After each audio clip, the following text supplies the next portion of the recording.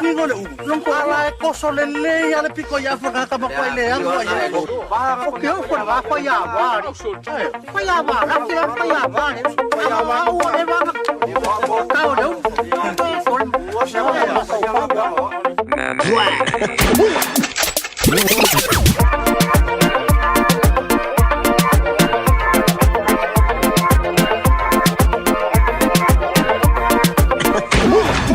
I want to fight!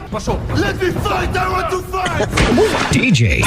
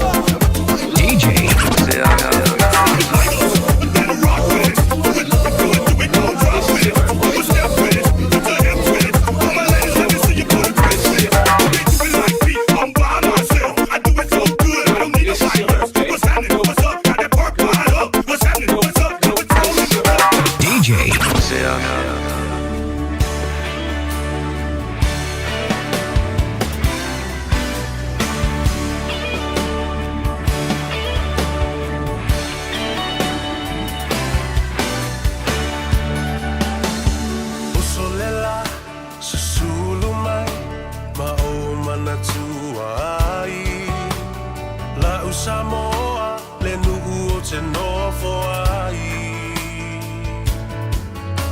Pe Fea, nangalo atu oi leva ai Samoa, o le penina, o te fia i ai O solela, susulu mai, ma o mana tua ai La u Samoa, le nuku o te nofo ai E fea, nangalo atu oi leva ai Samoa, o le penina, o te fia i ai Hangi mai se matangi, e momoli atu ai Hoku alofa i la u Samoa, matalasi Hangi mai se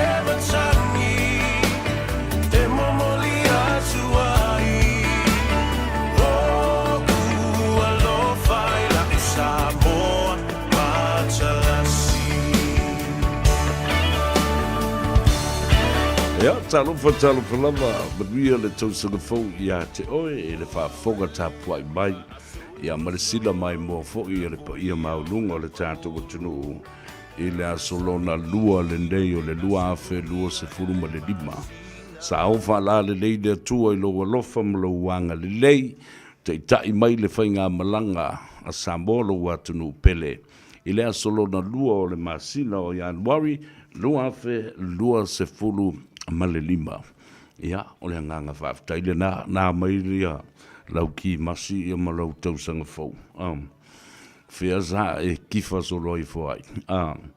Ia, o mea umana tātou te mana tua i le lofa baleanga le lei o le atua ia te oe mau i le whaatele nge se peo lo na to sa i sia wā mio mara wā mio.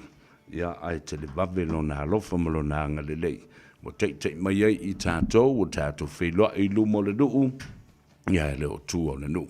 Tātou wheilua i fo i pu eo manu, ai leo pu eo mana. Tātou wheilua i fo i lumo le tua. I lungo pe au ngadu le e alai i pa i si lau whau madu. Ala fo i lalo o le matawhanga o vai tafe, no fuanga ese i o paka, o fai sung le pa kiu la to ata alo tamaiti ia pe ta ele fo i tamaiti ia la wa kifo o i la fanglonga valu amu ia o tau te lenga yo inga o lo fai le nei aso ia mafuanga alu mamao a inga ia fa pena fo ia le to tele o asisi mai i le atunu nei ia mai Samoa nga to fo i mai Australia o isi baenga o New Zealand nei ia ai ele mafai lava o na tuua ia tamal tātou ngā ruenga tau lava ia ona longo pēr le tātou o tunu ma tātou tala no pēr ma tātou whaasoa pēr o tala mai i ma o me o lo tutupu e fau wale tau sanga o le lima fo i lena i mua i le lua afe sfuru lima le lua afe ma le lima sa i fo i le lima lamal nei tasi dai tau sanga watuana i atu so e su i ala fe mai o le fai numero e le sui a wa le sui ala wa mio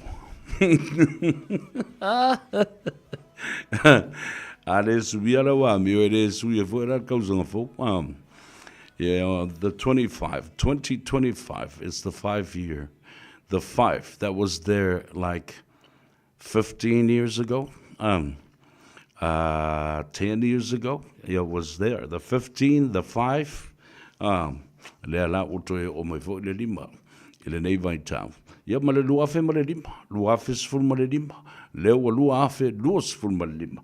O ko kaile no fomleanga le leio le atua I ha te oima nei tau sanga tele o fa popo I lo soifua ia masio uola vai le wata tu toi filo fa tai fo I le atua I le apantanga nei tau sanga amatanga fo ni mea le lei ni fuanga le lei alu mamao mo tātou ainga ia mamo I tātou fo I taito tas Whatalo whatuai, pa ia lo le tātou tunu, whamanui atu le tausanga fau, ma o tonu sa manuia me oma, nisi fo i lo o a fia pea i le loi mata malingi, ma le loi fonga pa ia ona o le wala au pa ia le atua, ia mawhatanga fo i wa motusia, ia i lava lo talitununga, o le a wha mawhana whanaina au tau, amu ia e mawhatia, ma whanonoa, a wā, e wha mawhana whanaina au tau, ia pa iatu ia le nganga,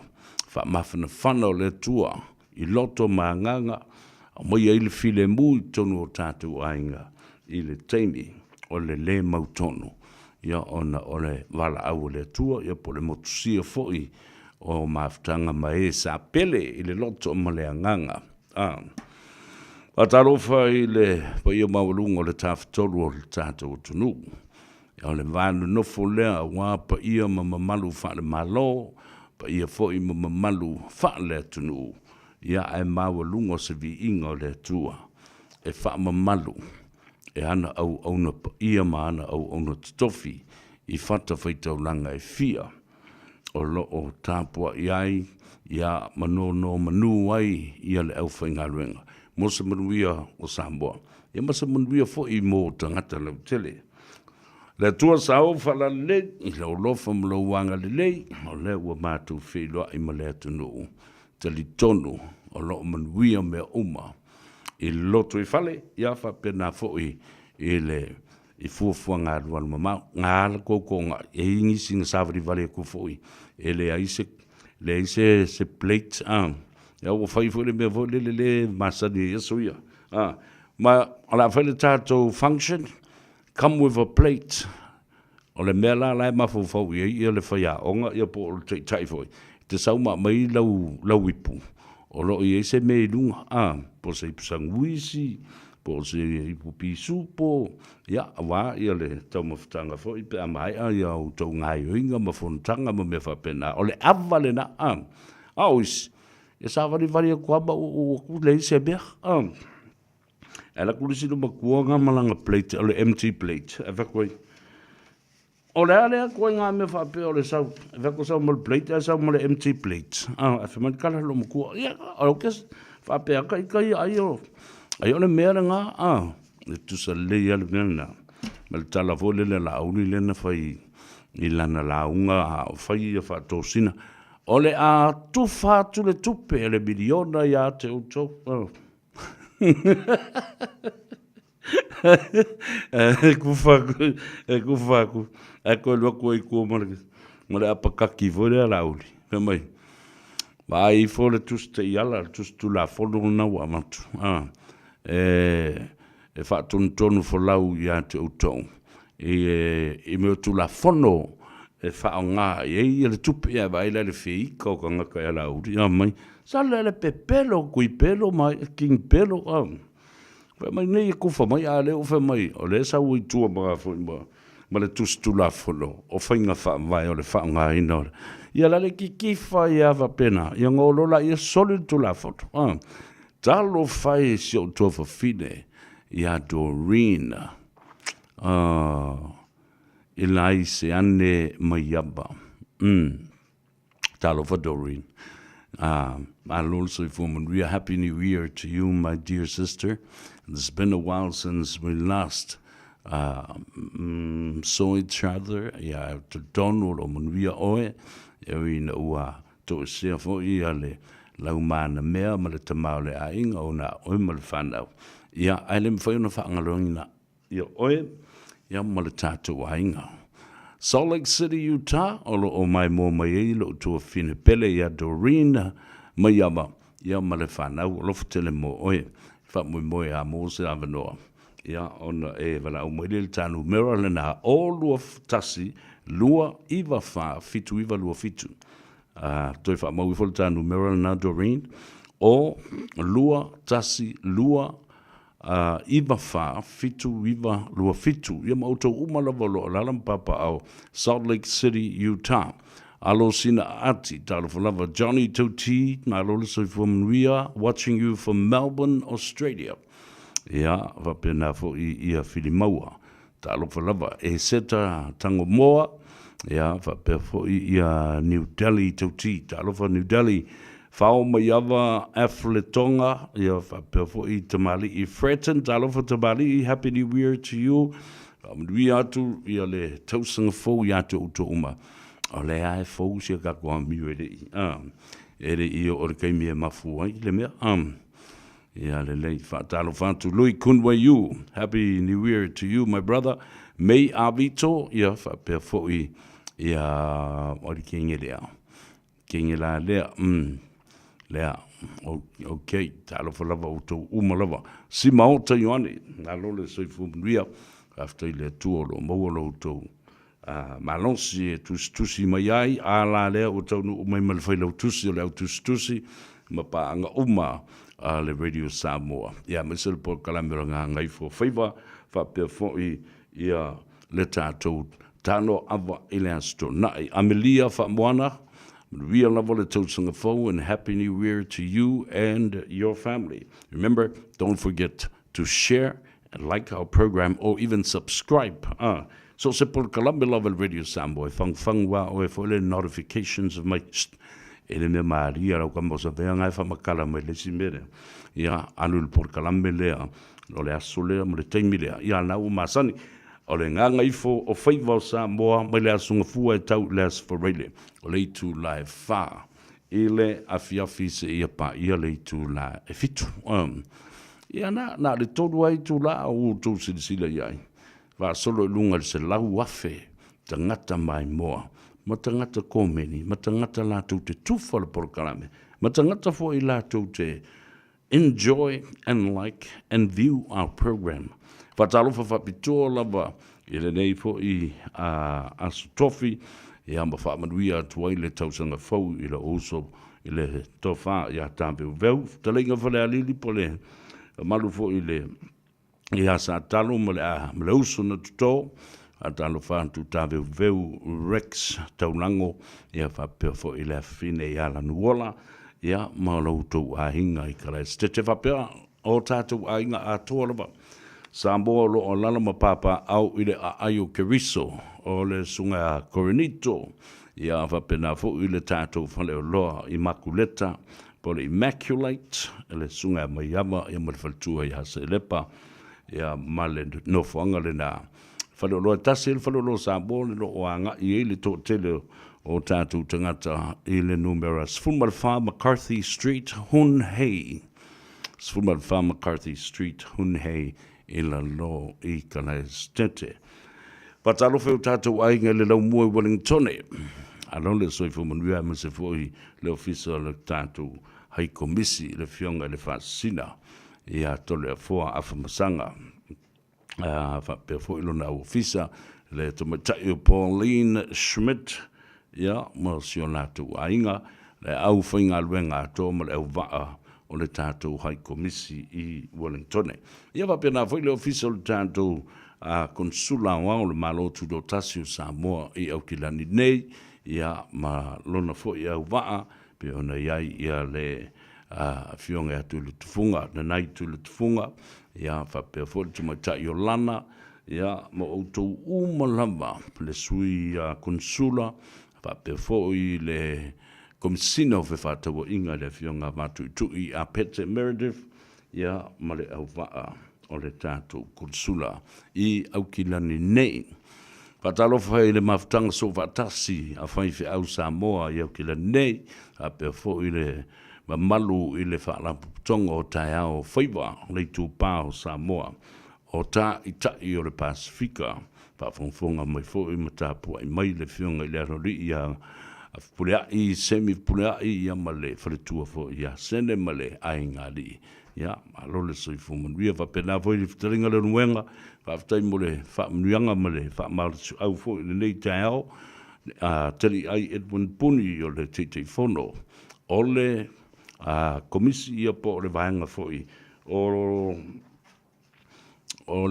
te tei o le Pacific Leaders Forum ia mo se foi ia le tāwhatolu pe ona ta oto ai ia le tātou whono fau tua Samoa ma le sailinga ma lole tātou sitseni leana iei nei ia ma laulau pe ona ia le whionga le te whono a tofi lau Ted Stanley, ia whapena fo I pune mangafa, le Sina Hunt, ia wapele fitelenga ia le atio o lapa matamua, ia ma le sunga fo ia sua vanga na Jeremia, ia Nehemia, ia ma le tamaita ia mi nao, o lau le na, ai si fie isa vea.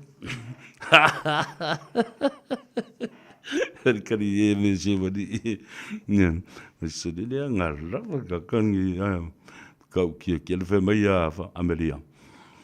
Ia, watalo whātu I ngā Gagaifo Faiva Radio Samoa, ria tele le tausanga fau, ia, alo whangia fōi, e lea tua le nei tausanga, whaafitai le tautua I lea tunu, alo whātu mo oela upele, ia vi ia I pele tua, talo whai, ia fia pele, alo Ameria mo sa, maria skokonga I sa whai, o alo sina, pei a anti, talo whalawa, mei avito o lui kunwaiu peia o Australia leo te vai atu iai ia va pena fo se to fine atu rin mai lato uma o lo whalongolongo mai I Salt Lake City, Utah va pena fo I Tacoma, Seattle, Washington o lo iai ia le tamamatua ia le ota tavo I Peter Strickland ia ma saui malai ia va pe fo I Jesse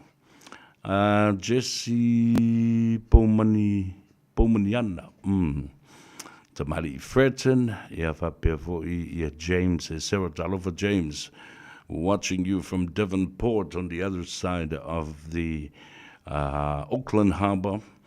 Le told what it out, le Navy, Navy in New Zealand, Devonport.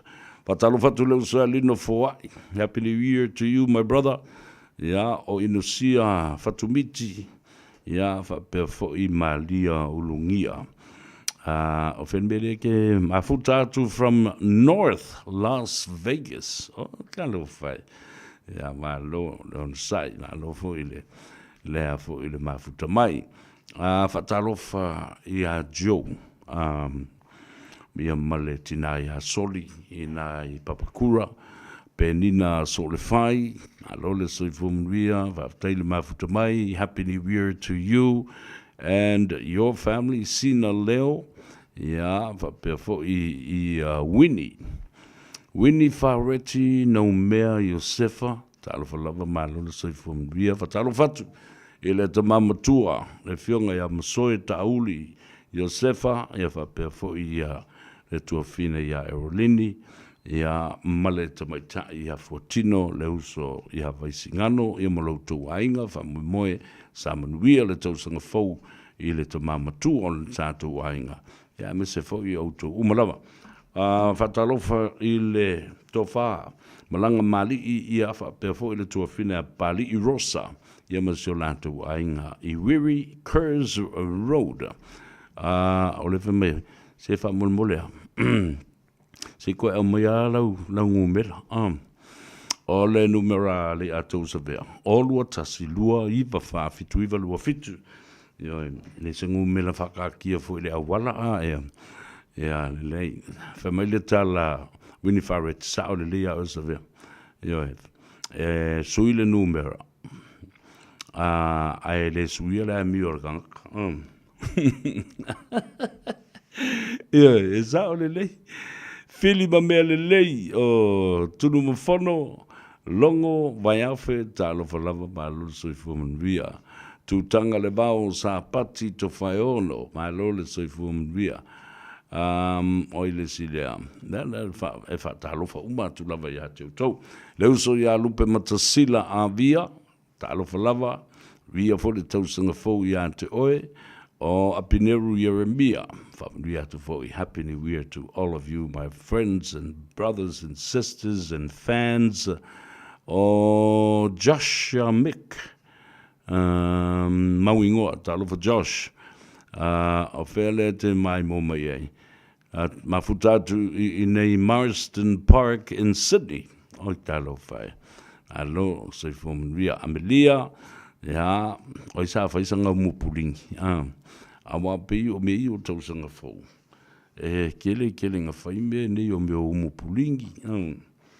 ia e misa e fo e kongi e lesi le ulo lesi le fasipulingi o mu au malanga tia happy new year to you the master oh yeah boy welini saidi talo falava happy new year to all of you our friends and families please share our program ole so na tu mate feilo ia ia mafaile ma talanoanga fo imale o le bainga luna luo le interview ma le fionga ia lio le ftalenga le lio le tu le vea fatau malama awava ia lola po makua i ngula la ba ia lio se tau mafatanga ma tau tia po se papu kiu fo ia o le tausanga fo to nai le la o va ko pe ia o sauru ko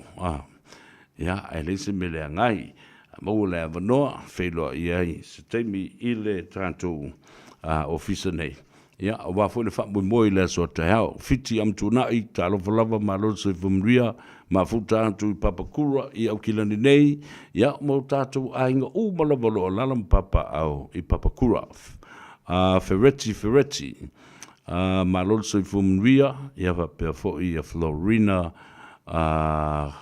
Cruise ia allo I've tried ia I'm on the tour fa mo le la so tao ina ile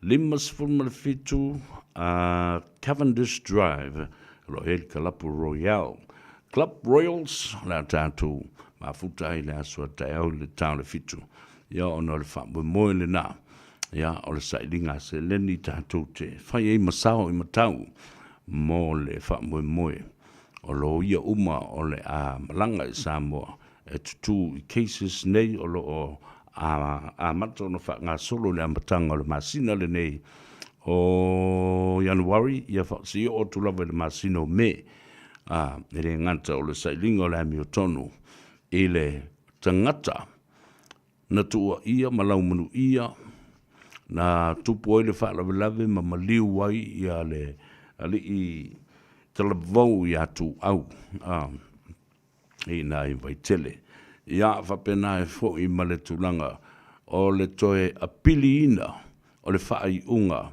ale police unit standards po le police service le lato walo tu fale o le lato tribunal le na lea na fai ai le fai unga le komsina o leo ina ia fa te ama fa malolo ia le fionga ia lio la vea fa tau malama awama mai le matanga luenga leo au tau sisila I titi lata le tolu se fulu tau sanga o le au nanga ma le tutua ale nei fo te mali ia pe no to fa fonga I le stonai pe no fo le ai ma se tu langa fa pe na fa le ngai nai le komisina ia po le matanga luenga po le minsta ma le au nanga leo le na mata le no lava ma ua ia I le tūlanga o le vaai a le tangata sanga lue I tutonu o le matanga luenga I le whaatino ino ngā luenga o tiu te tau ave ma la lato matafa yoi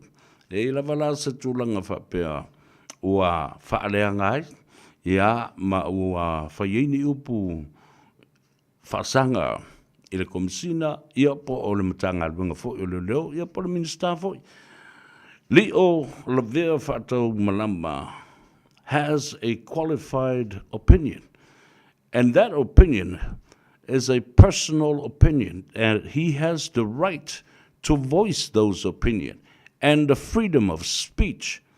None whatsoever was ever a malice statement or defaming the Minister of Police or even the Commissioner and the department, the Academy of the Police. Le me se me tasi fa pena, nanga le mau umalunga I tātou mera awa tu fo evidence na.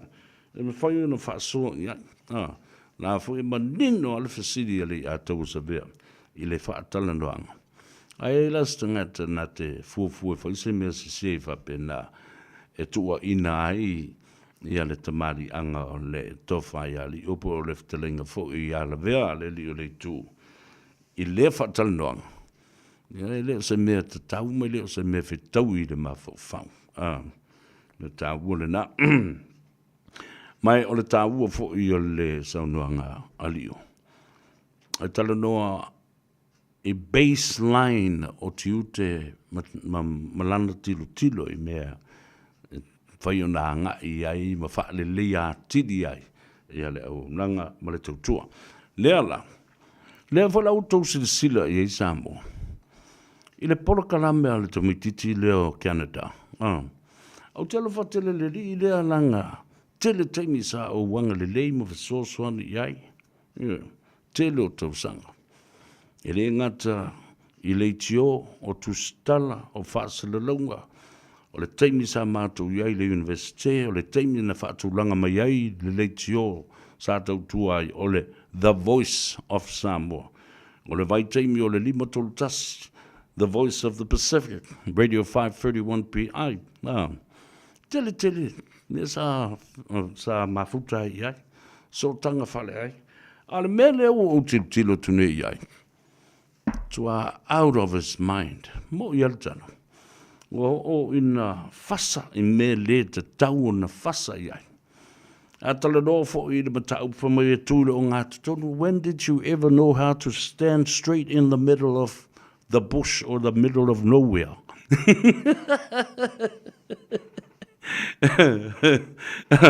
I don't know if I'm talatu me ta o le tūle o ngā tutonu. Au tō sila I lua, le foi mai, mai a le fina ngalo o ai foi o tuile. E pala tō mana me whai, o lana lava I le da I a tatau. Mai foi le tō whale malo la tō I le na. A whai la I lausa I li linga, your personal research and how you look at things. O nei loe la I lea, o fuafuanga le lei alualu I luma. O le au mai I le situ. E le te tau la au na utango e toi promote se mea se ma se mea leanga o lo fau mai tua I nisi tangata. Iwa. O le me se la le na. O le tiute la o tātou lau whasa lau ma lau tūstala. O le tātou lango ina. O le mea o lo wha maoni mamoni. Iwa. E le tauna I se reservation or compromisation e toi au mai ai. Wa o whautuanga leanga au mai le pito lea. Na o le mea leanga, ma mea leanga. E wha leanga. Malice intention. The true intention to destroy and destruct. O whalonga I upuna. A lea la uwhatoi. Ka nata. Ma fau le lei. Ioe. Wa tilo iei. Sa tau whiorolo a ia si au a bio le amatanga. A le mea le wo o nei iai. E te alo whai solo I le vale. E mua e te whai mai. Ia whaamaru I atu. Krisimasi ma le tau sa le fau whaaftai tele lava I lau whiorolo tama pandemia. Ona li riu mai fo la ia lea tue whai mai. E le sao. E le tani ma le tama I tai pandemia. E le sao. E le sao e whai mai sa ntala ma lea. Sao e whaato ese mai. Brother, I think you're getting overboard to the point that le wa tilo matu tangata. Wa peiwa e whasa le awala. Noe, wa e le loa po whelo whasi no manga tonu e te tauna e tuai. A leo te whai atu e. Le lau manu ia ma telo tangata lo wala au mai I a tau. Tau mai o lato swaf. Au mai te fia sosoni atu I o lato cases. I mea tō tino ua tō esea o tupe tangata o lo tongi atu I a te oe. Whaatino I lea mea ai e te le wha maoni. Iau wholofolanga ma le whaia o mea nau tautu tala I matangata. Te le ia. Au tango ne lau atu le lisi o tangata. Whaatasi ai ba la tō tupe ma le au whaingo tupe. Lena e ta aloi ma e polomisi e tangata ia. I lea se mea le lei. Ia. E lea o se mea le lei.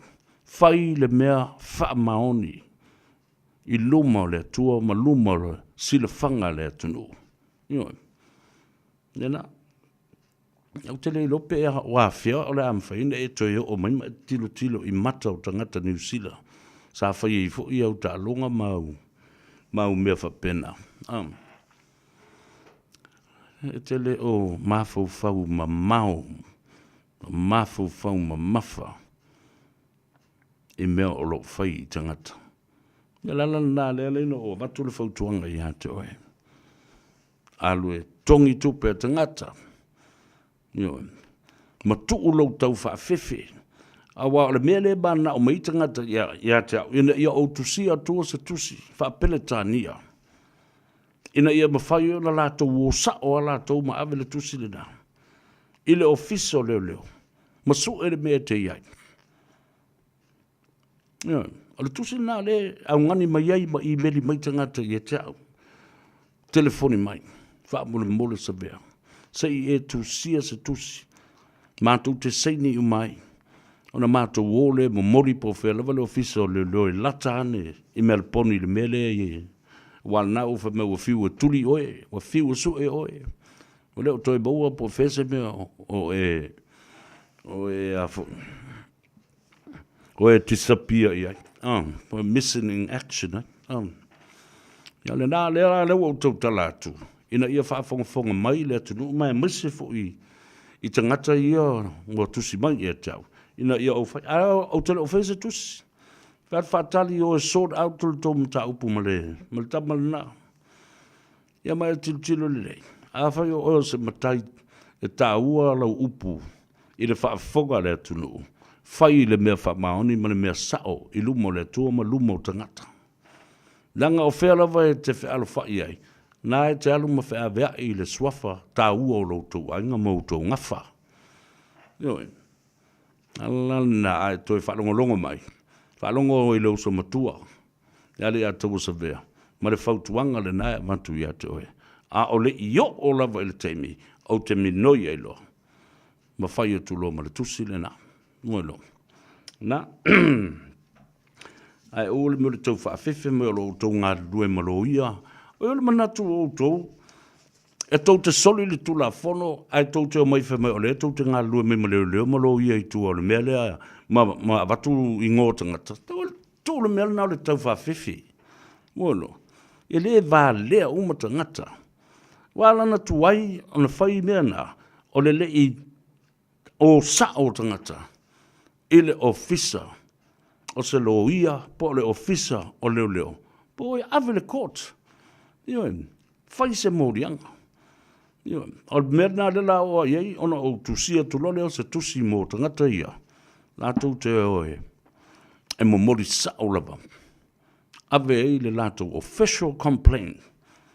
Ioi, ave ma lātou li city, mea uma ia o lātou tupe na whaalu. A le te leo talia. Ma se iwa aila pe iei sou le sene.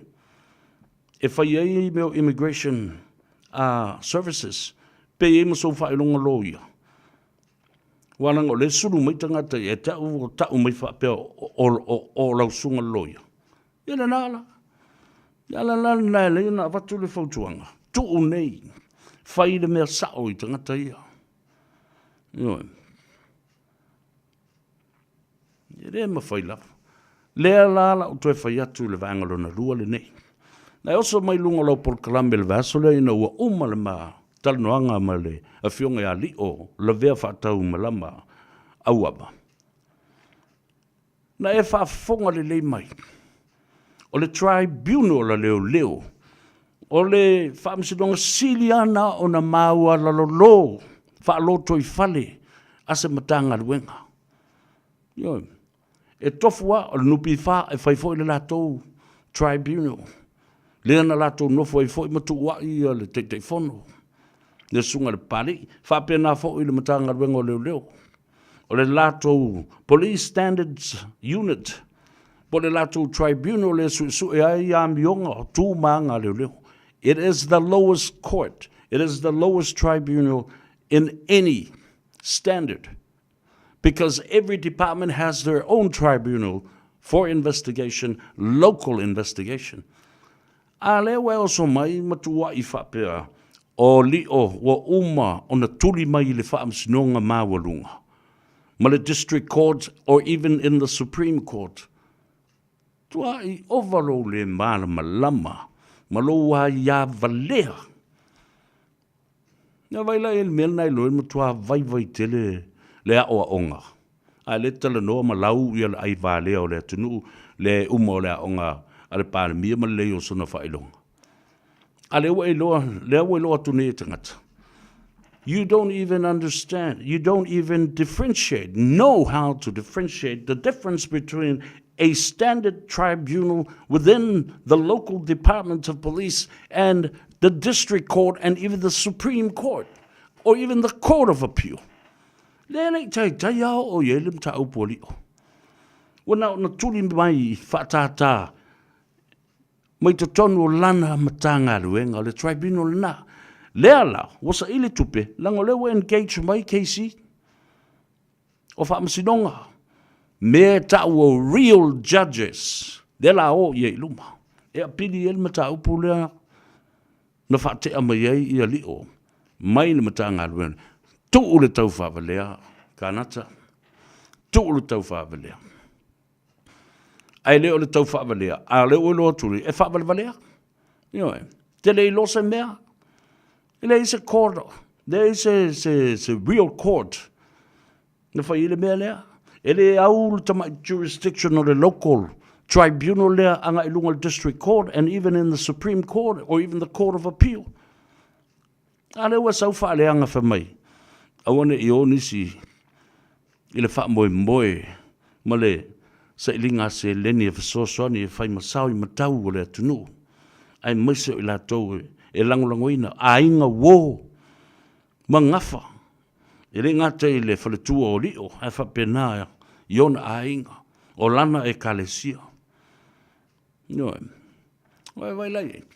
Kalma tau tala ma wha mangalangu ma wha alu I fua marasavili ma le ea. Awa te whatu ia te oe. O le tele o tau sanga sata ma futai. Wa leva. Noe, nau tangata. Eo mai a tangata tau mai a savea.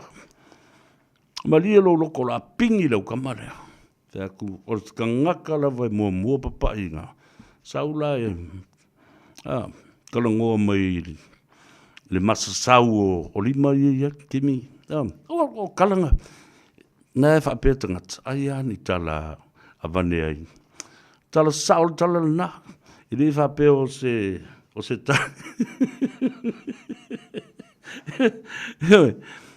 Pui ia te oe. Ia o mea sa whai I tangata.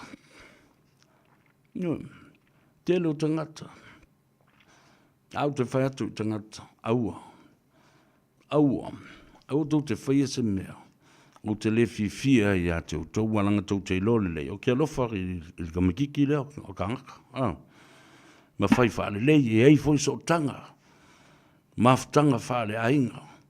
Wa usu matangafa o mātou ainga ma whisopua I whapenei o tino ma ano ainga sa Fuimono ainga sa McCarthy o tino ma ano ia te lale nā e pui ai ia te oi nea la you're on your own now nea la utoi whaiatu fo ia te oi uso Lea masisi ele o toi malama ele tu ai ngā o langa nāua e olai. O lau tala I atoi. Leanga o loo tua whawhine le nai. Sa luon nof. Ia lau te whatu e toi. Alu e whaiwha lilo ai. Alu e toi wha mau popo wha li milo ai. O sta malo le lei. E se whawhine le lei o lai whautua I ai. Ioe. Le nā. Tala nā leu amatu I ate oe. Aua la toi tau whawalea I le atunu. Le aue lo atu nei. Lo tau whaalea. I le whamoe moe o le tō whaia lio. La vea wha tau malama auawa. I le aso a tau. Numera 5 Malifitu Cavendish Drive Club Royales. Poto I ai Samoa I le aso a tau. Lango I fo I le whamoe moe. Ia le nā.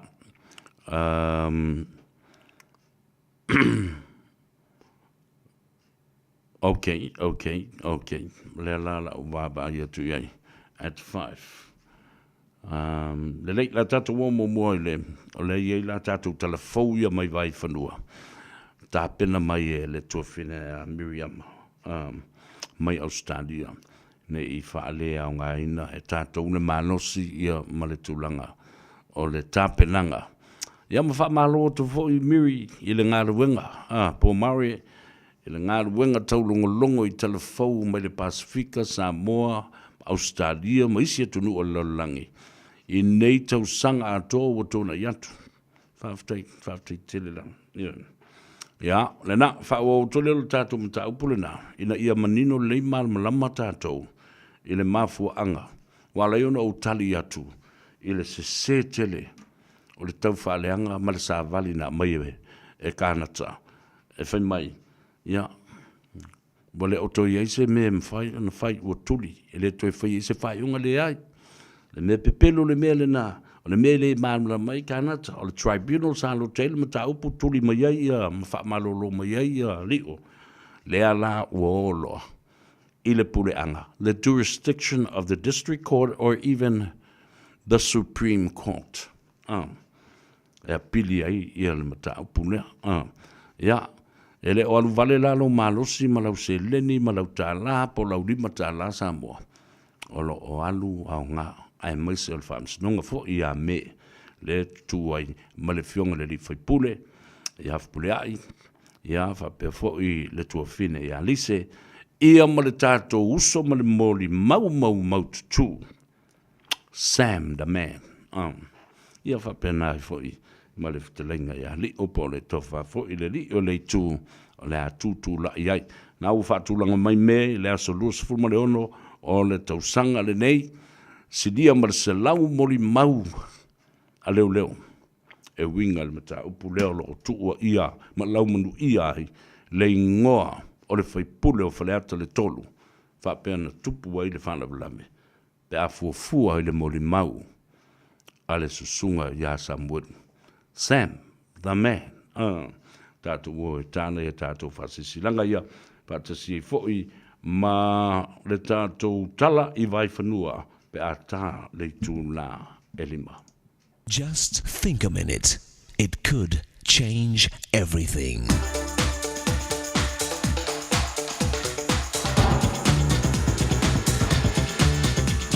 Think a minute. Ben Banneker was a respected African-American scholar born in the U.S. state of Maryland, where he went to private school.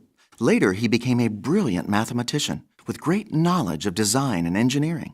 In fact, Ben Banneker was appointed by the U.S. Secretary of State to a top team of engineers who would design the master plan for a modern city. The group of international engineers was led by French architect Charles Lefon, whose grand plan was to be used for this new city. His design was a complicated and brilliant masterpiece. This modern city would have both artistic beauty and the latest, most efficient transportation and communication. Unfortunately, for this genius architect, Lefon, he soon was accused of trying to control the plan for his own purposes. So before the land itself had even been surveyed, he, the chief engineer and architect, returned to France, taking his plans with him. With their city plans now gone, the U.S. Secretary of State called an emergency meeting of all the city commissioners and engineers, including Ben Banneker. In the meeting, Ben shocked them all by assuring them that he had studied Lefon's maps and plans very closely, and that he, Ben, was quite certain he could remember every detail. At first, the committee could not believe anyone could keep in their mind all the complex details of an entire large city. To memorize the architectural details of just one building would be amazing enough. But Ben began to precisely draw all the original plans he still had in his mind, and that beautiful modern city was built entirely from Ben's memory, which Secretary of State Thomas Jefferson had trusted. In fact, you've maybe even visited this city, for the plans that Ben Banneker carried in his mind were for Washington, D.C., the capital of the United States. Did you know that your maker has a beautiful master plan specifically designed for your life? He's just been waiting for you to come home to him so you can start living it every day. Won't you ask Jesus to take control of your life so you can begin to live and experience his real success and satisfaction that lasts. Just think a minute. If you'd like a free CD of our top 40 programs, write to us on the internet at www.thinkaminute.com and catch us tomorrow at this same time when we stop and think a minute.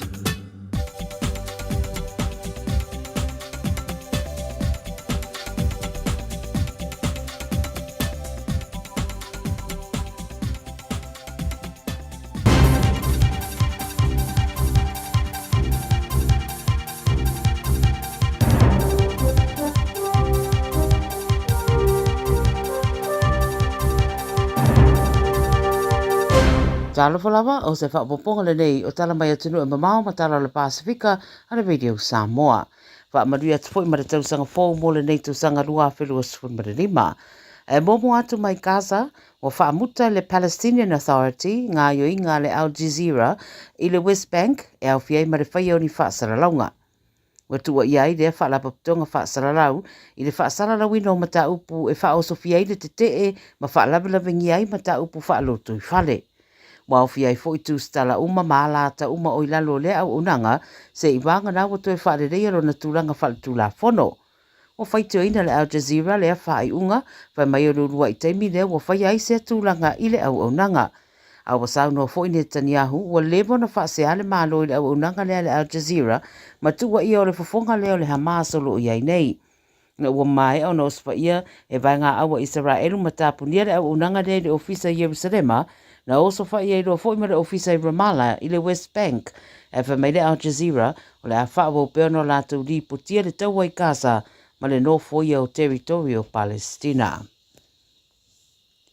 Mai Amerika ai titi mai pe to se fulu lima tangata ua maririu ma le to tele o lo o manunua ina wanga i sao atu se piki apu i se vaenga na tumutumu waini tangata mo le whamana tuina o le tausanga fwoi Bourbon Street i New Orleans i le tai awa na nafi. Lo so e le FBI le nei mata upu le wata ua o se whainga po o se ngā yoinga wha atupu wha lawe lawe. Pai mai ua maua e leo le ua msaromia o se ri e whasu lua tausanga mai Texas ma o stasi sa tau tua i le amia le atunuu ua whasi o tia i tau ngā whana ma leo. Pai roa fo i sa mawai ila na taavale le fu ale ISIS ma o lo su e leo pe yei nisi ngā lue whaatasi nei o spainga. O le nofuanga na tupoire whalawelawe lata i le malaya whai eita alonga o le Sugar Bowl, le wato e tolo pōmo le 2.5 tula o na o pui ngalawa i le soifua o tangata lo tele. Mai kore i saute, le ua mai o na avesea mai le ausu e whaamataranga mai se tasi o Black Box, mai le waalele le Jeju Air, le ana la vea i le asusa i kore i saute, maari di waitangata se lau fitus furuiba.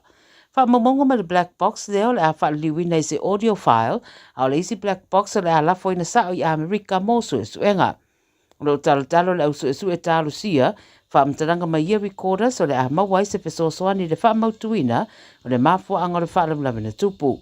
O le waalele na la vea o le Boeing fitu waru selau na malanga mai Bangkok i ko rei saute, a la vea ina ua tūlau i le ele i Moana International Airport i le asosa, e telefesiri e o mawhaina wana tarihina a o whaataria i le suenga. Tau fia umai ma le o Paul Kalame sa fuafua e whaamanatua i le tausanga fōwi lea tunuu o na o le whaailoa o le whaanoalo ma whaamaisenga mo a inga o nai tangata wa maririu. Montenegro e to se furu tangata e au fiei mata maiti e to alua wa maririu le whaaralawe i Montenegro whai mai o se vevesi na tupu i se pā whai mai leo e i maua le tangata na mawhai le vevesi o mai le teminei a wailoa o ia o Ako Martinovic e whasa furu rima tausanga na ia whasi o tia le pulo le pā masiana whanau masui o rona ainga whai mai leo le teminei o loo taula i le sa i ria o lea tangata wha o ngā fwoi leo wha apitoa ma ua poloka uma a wala e anga i ese mai ma le no fuanga na tupu ai le whalawelawe. O wha matalaina o se tangata matau tia o loo sa i ria mai tūranga ese fwoi wha matalanga waria au le whasi o tia o e wā fia. O le no fuanga leo Montenegro pe ono sfudu afe tangata au mawai mai roa tele i tūranga tau whana to tele fwoi tangata e umia o penga. Whai mai leo se whalawelawe winga ese fwoi le nei ma o loo su e pea le na whatupuina. O loo whaamawina o Montenegro e i ngā tai whalo le atu me titirani ma e i tutonu fwoi o Europa i saute. Mai le whaitu o i Pasifika i Wharani Polynesia, ua maua leo leo i French Polynesia, se uta tele o le fuala au whasaina le cocaine, 5 kilo, i lunga o se vaa i le soa a olumana i eire Christmas po le Christmas Eve, o le suesuenga na whaatino le French Navy Overseas, ngā rurue whatasei maisi ofisa suesue, e peo na whaamaoni e se pepa o whaamatalanga mai le hai komisi o Wharani. Na ofia i foi ma le Australian Federal Police i lea suenga, ma o le whaafangota o Raimi lona ingoa, na tau fia ma suesueina le tu i sauteo papeete, ma maua i eire au waa mai Ecuador ma Colombia i lunga le waa. Ua tau fia umanei i lato wia, sau ni eire teimia tula i eire whaamsinonga, a o wha ngā soro i pere suenga, ngā rurue whaatasi eire o leo i le whaetu le Pasifika wha pena foi matunu te tele, i le sa i dio i lato o lo o wha awau pere nei whainga, o le whea vea ia ma le sapalai o fuala au wha saina i atunu o le lalolangi. Tara nana beideo Samoa, mo le nei fo i asatofu.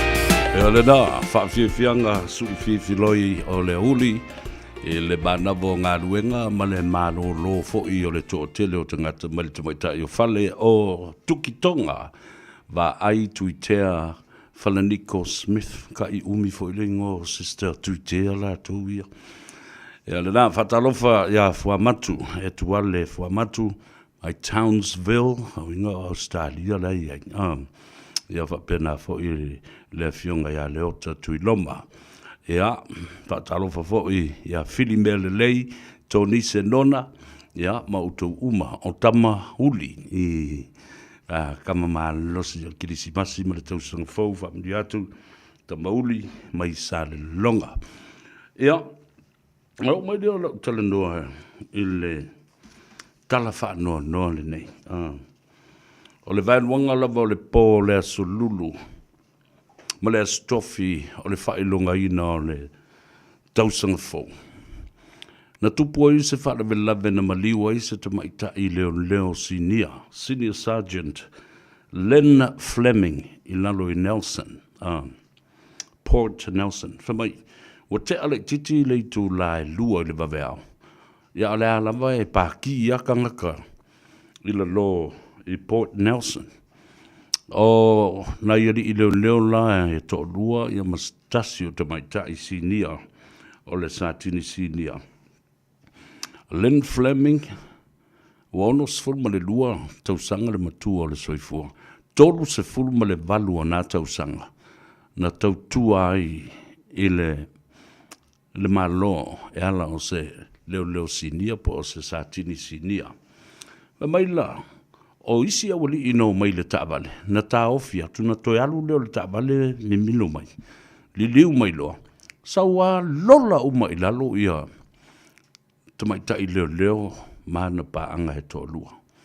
Na maliwa i lawa i nā le tamaita i leo. Talo fai. O se tina e fai se whanau. Fai foi i lona to lua ma lona ainga. Tolu se fulma le valu tau sanga o tau tua an matanga luenga o leo. Asi baba ai le mea na fai i ai. E langa atu tangata. O fola mai toi alu le taavale toi sau toi oso i lunga. O ia tu ai ngā whainga whapea i mafau whaunga o tangata. Ua matua le ai se mafau wola o iai. Masalo o se awhianga fo i oni vaila au ona ia pa oni whala au malu nosi whaasaina. Na tango fia o lela ua maua nei leo ia leo wali ia. Tolus fulu lima tausanga le matua o le tangata. Talo fai i le nei. Te tai leo malana tautua malana au nanga. Matua i fo le wha malo ia ma le wha aftai i ngā ruenga o lii matamaitai malu o le malo. A waso stemi la tau te tuuai i le mauta mo la tuuainga. Tele wha fita uri malu i tau o le soifuanga nei ma le lamatia fo i o le latu soifua. I wha lave le ma alofia. Ma le mafofowina e le toi fo i atu i le fale. Ia na tātou talo fo i mo anganga o nei tangata mana i o lātou ainga o stasi la o li leo lo ta oto il fale mai. Le li leo Adam Ramsey e ngaui umaponga i violetino mai le o mautino fo i pe ola pe la stulanga o le au o iai. Ia le soifua o le fo i leo. Au dofo mo matamata tu le talanoa mai ale. Wa sa fa talanoa mai i le komisina o leo le atunu o atoa. Police Commissioner Richard Chambers na i loa i mata le komisina o leo le atunu o atoa. Le whaingata o mea whapea. Le lamatia o le soifua o li matamaita i leo. I taimi o whawhiwhianga. The worst that could ever happen to any of the police staff during the festive season when people should be able to enjoy themselves and be safe because of the protection that is provided by the police. Sa ututilo tu fo ile saunoanga ale minista o leo. Honorable Minister of Police Mark Mitchell whaalia fo i olona matua i whaano tene.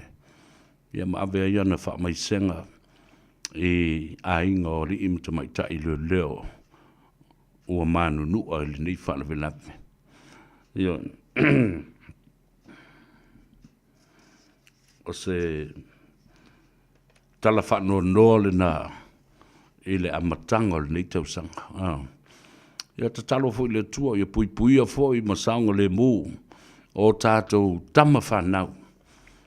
Ioi, ele ngata ia tātou tama whanau o Samoa ma lim tamaitai.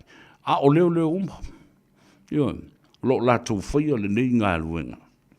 Le pui o le saunga le mu. Ma tau sia i le tu la whono. Ia, o se teimi o le vai sa fau.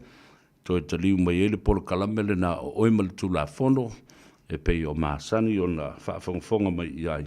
Ia o whaataltala ndoa atu ai, ia le fionga, i le ali i Satini Sinia, le sunga ia tumanu vao, siki a siu te o matavui, i le tātou polo kalame le ngata, polo kalame o le au, ia e whapena fo i le Gagaifo Faiva, ma le tano ava i hisi a soto nai. Ia, tuli matai le nā polo kalame, toi taliu mai, ia mana tua fo le tātou lu i tau fo le na matu nei. O le lu i tau le nā, ina ia whaititia, ia tangata e mōlia, pe manunua, ia pe loka atu fo, ia pe tā o to fo i le whare mai. Ona o winga, o sori ngā tula fono, i teimi o aso fia, ma aso malo no. Patalo fatu ya lili se misi, o maimo mai Melbourne, Australia, talo fadili, ia fa pe foi si utu ainga, a paua, a paua leu te vavatu, ia bio, ia a paua bio. Moral tui, ma lolo se fu manuia le tau sanga fau, ia fa pe na fo i le Amelia fa moana, o sale ali kai o saufai talo fulava balole so fomria ia fa pe fo i facia talo fulava sadeta o fimono tofa misi male lupo talo fa sister misi male ia tofa sa baba ia tu i se tasio kilipi o lo o saufai mai ai le tua fine ia tofa misi male Fumono in Australia, somewhere probably in Sydney or in Brisbane. Yeah, so Manu Simon Matafai, or Lili Famsino le Filemu, Justice of the Peace. Merry Christmas to you, my brother, and also a very happy and prosperous New Year for you, and what you have in store and all your endeavors i le apatanga fo i le neitau sanga se li fo i lo ngā lue matautua le tātou li tio a mise ngā luenga le leo lo fatino mo le manuia lau tele o tātou tangata ia mise lava le community a le Pasifika ia ma e kalesia tangata fo i lo iai le mea lofa o le fatupese taina o pese langi ina o vi inga o le atua, ia wale kalesia metotisi. O tilinga Mateo Siosi, talo falava maria li le tau sangafou, William John Skelton, Happy New Year to you, my brother. O Mona Matautia, ia fa perfo le tamaitai o Marina Makai, ria lava le tau sangafou, ia tau. Talo whapitoi nai ta mamti na matua, wha sa killing ko me alofa. Ia, wape na foi. Ia, nai whanau o malolo le nei vai teimi o le tausanga. Ia, penga muungi me alofa ngai ka maki penga o le ngā le pingi ai le pō marika. Ia, ia, mai whape na au winga fui o kāku. Whapai a le whasia ka maki. Mai o le... e manga ia kāl paku o le vali.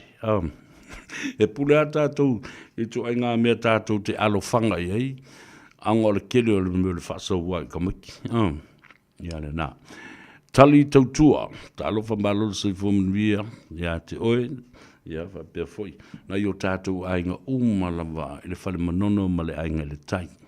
Pa ta alofa atu le atou se vea, ia te utou, wea o lo asi e si mai, le nei teimi o le tausanga, ia inga wome masani, ia po whanau foi, ia po malanga mai foi o le usui o le fono, ma le tuu o le malo, ma sauninga whaiu, o nisi sa pele loto maleanganga. Ia, patalo fatu le atou ia te oe, ia ma fau atu ia te oe, vai lo visa, o te overstay, alu le mana ia ma au le lei, lo tātou nuu, le whale manono, ma te mai motu la poto, ma o fo i le ainga sasa i le ia polima. Ia, le tāua le na. ia fai masiaki lau visa. Fai tau na toi wha popo nisi aso, ia, o va ve fai le mea le na, ia, a o le io o le teimi expire. Ia o na toi ka kope aku la ia le o lau side step. Too white. It's already too late.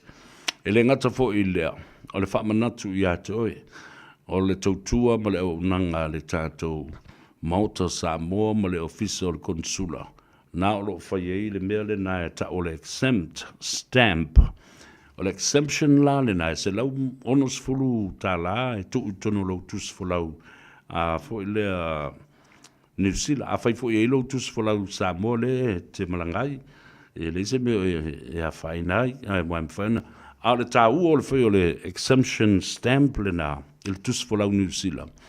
A wai ele teimi pa mai ei pa se fo lele ele na o le tai tolu se lau tā la ele tasi o le atu one way ya ta ua la le na whai ona whai le exemption na alwa tu loa to tongi longa na o le one way ya I'm whai ona toi vai tamiti le teimi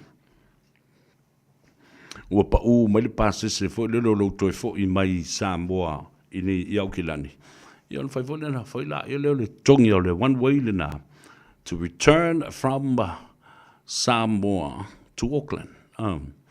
Yeah. Whamanatu tu lava mea na e tā ua. E ngalo ia te oe le stemi. Ai, e lea whaina lai le exemption. A o loutus whalat. Mantua o ta iala o lo i ele teimile nei, e le tau o nei lalo ifo o le sfulu lua masina le au ngā o loutus whalat. O lo no winga e alwa kuongo ma singa lo kusfolau. E le ma whainga e atu, se lunga te alu e toi whaafou a tolo tusfolau. Ta ua tele le vaenga le na mana tuai. Ia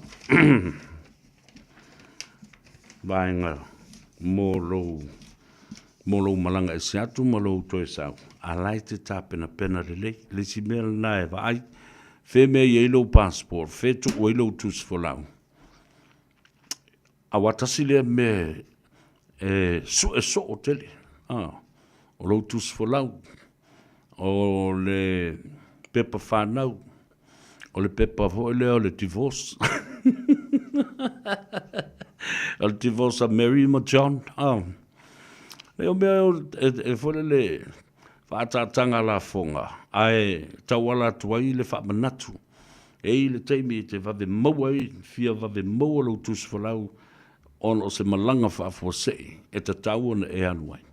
E loa lelei, po o whea o lo o teu maluai, ia lo tus whalau.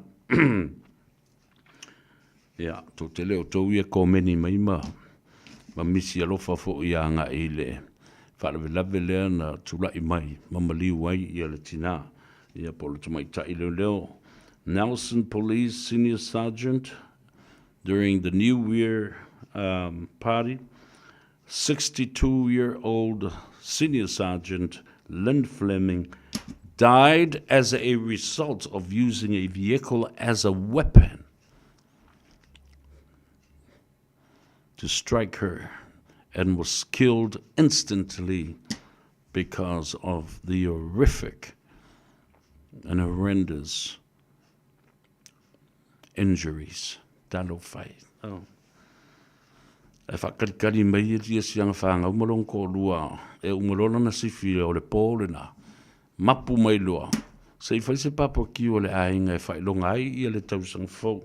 O la o mua abe lana wha mua, mo lana wha tāua, i le pui puinga o tangata tā whawhau.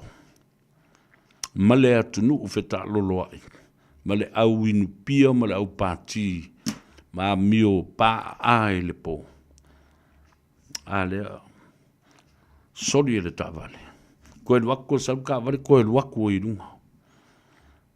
Who would have such a mind, a monster, and evil, to do such a crime, horrific crime, killing somebody by the use of force with a vehicle? Whaonga ino le tāwale se awala ma le whitawi. Langi Tainefu Mote, Talofalava, Happy New Year to you. For Perfoil to my tayo. Stina Nawa, o Manu, Toi Loa, Teo, Talofalava, Ria Tele Lavale. Ia le tau sanga fau, ia te utau, Louisa Pritchard, Happy New Year to you as well. Ia, mai ria fau ia la sanga o le whainga malanga le tunu, i le nei fau i tu sanga. O la i fale ava, lau fau malu, ia po lau fau malu, ia, whamruia tu fau i le tau sanga fau, Ken Sirens Ken. Ria lava le tau sanga fau i a te uto uma. Ia, whatalo whapitoa, whamaruia atu le tau sanga fau, e le tamamatua ia Tuyoti ia male, whare tua fo i le tina ia Marie i Otara ia masiolu a inga foi a me moe sa manuia ia le tausang fo ia malelei fo ia stali ngā sua sa whenga iai o whiri ma mea lelei whapea fo ia tau ngā whaafeu ta alofa lava malo le soifo manuia ria lava le tausang fo ia tau tau share le tātou pole kalame. Ia ma whamanatu o tuai fo i le saunga le mu. E le ngata i leo leo. Ia whapena fo i tātou ia leo ka whawale. O le wa los fulbalimo minute o te aile tu la ono. A tonu o le ale whaiona o mai i le talenga ia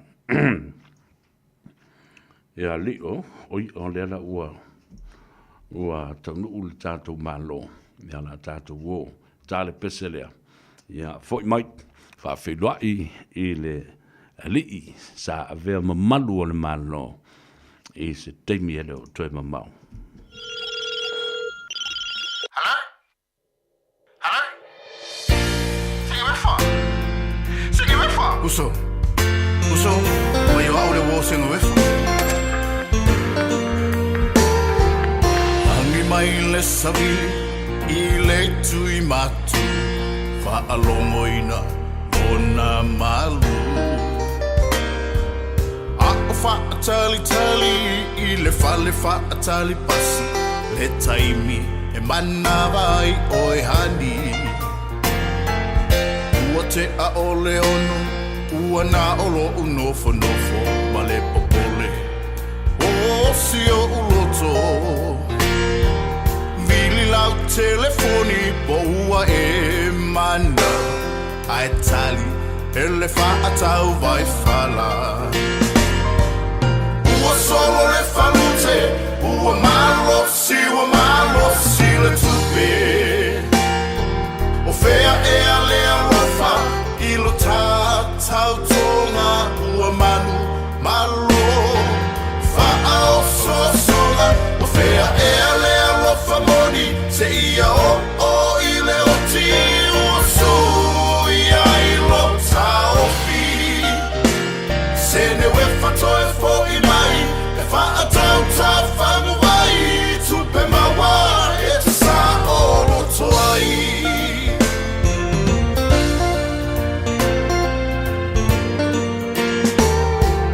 whaatau vai whala ua o valo leanga tasi la upaanga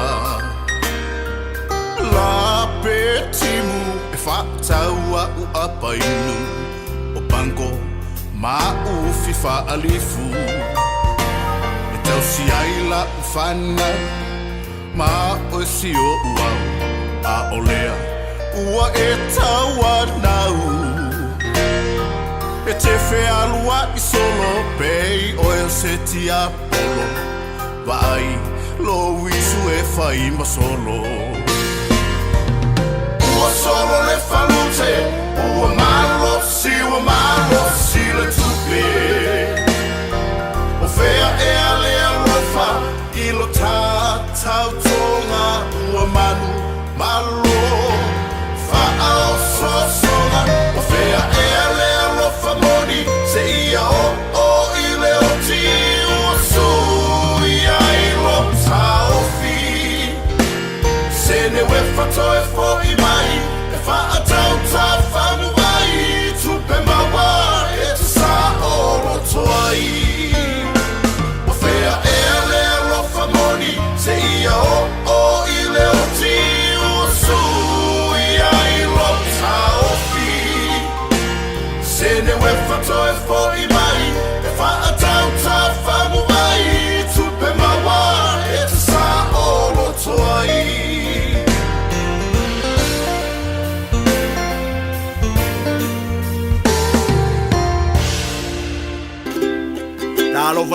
Samoa. Waule ne yo kas futialo, awal suwi alingila waule kio. Eva mai ina se fudu lima iva kolu. Amo, Radio Samoa, Vevela a.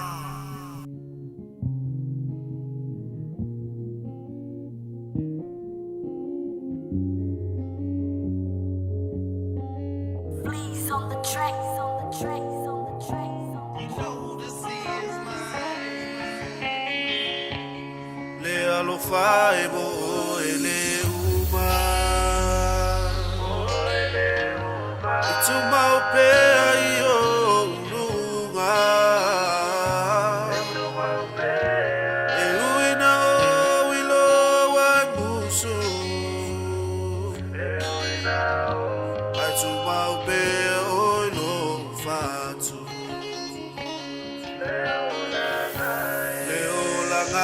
e fai ngata Fesoa ina I upu matala Ai o te ono sa I pea Ile oi suga I so se pea Empathy, vai folinga I'm all in love.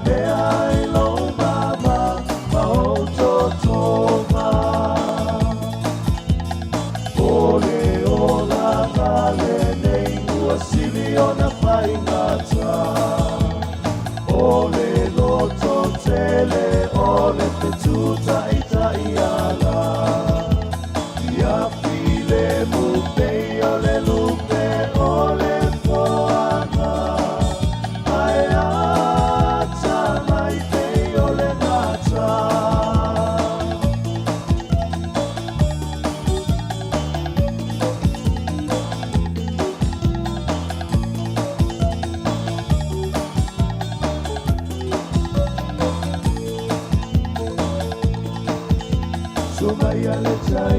Somaya le chai le painati Gota le painali Pai le lo matua e pia se pai sua Tau si ai lona soifua Tofa atue Soifua ina lankere Te mana tua pea lau a fionga O ia uine a oma Tofa atue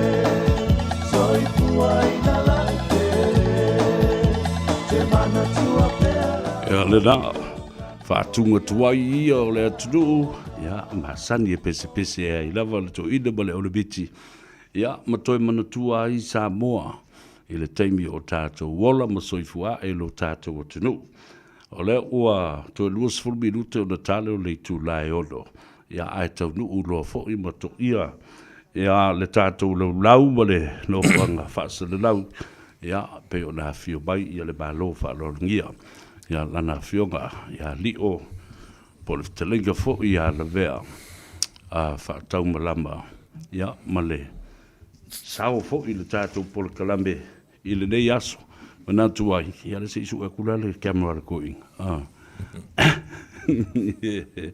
ya nge whapenale lea la ua fio mai lana fionga ya whaatalo whatu ma le whaalwalo ya whapena fo i ona whaamanui atu le tausanga fau i lau fionga lio po le whatalenga fo i ala vea le lio le tu whaatau malama au wawa alo le soifua manui a fio mai le tāpura kalabe o le Gagaifo Faiva i o vai o le teimu nganga e Faiva o Gagaifo Faiva a le a ka ki ngā rurue alo le soifua manui a fio mai tala mai au ia tau foi fa malo le se fu manuia ma la foi le langi mama se fu mo e la ftalinga le taua ia polo fiunga foi so veo le fa tonu foi por fonga tatu pokalambe o Gagaifo Faiva ele foi ya solo na lua le tau sanga fo lu ono lima ia a o ta otope langa tonu le sa fo lau Samoa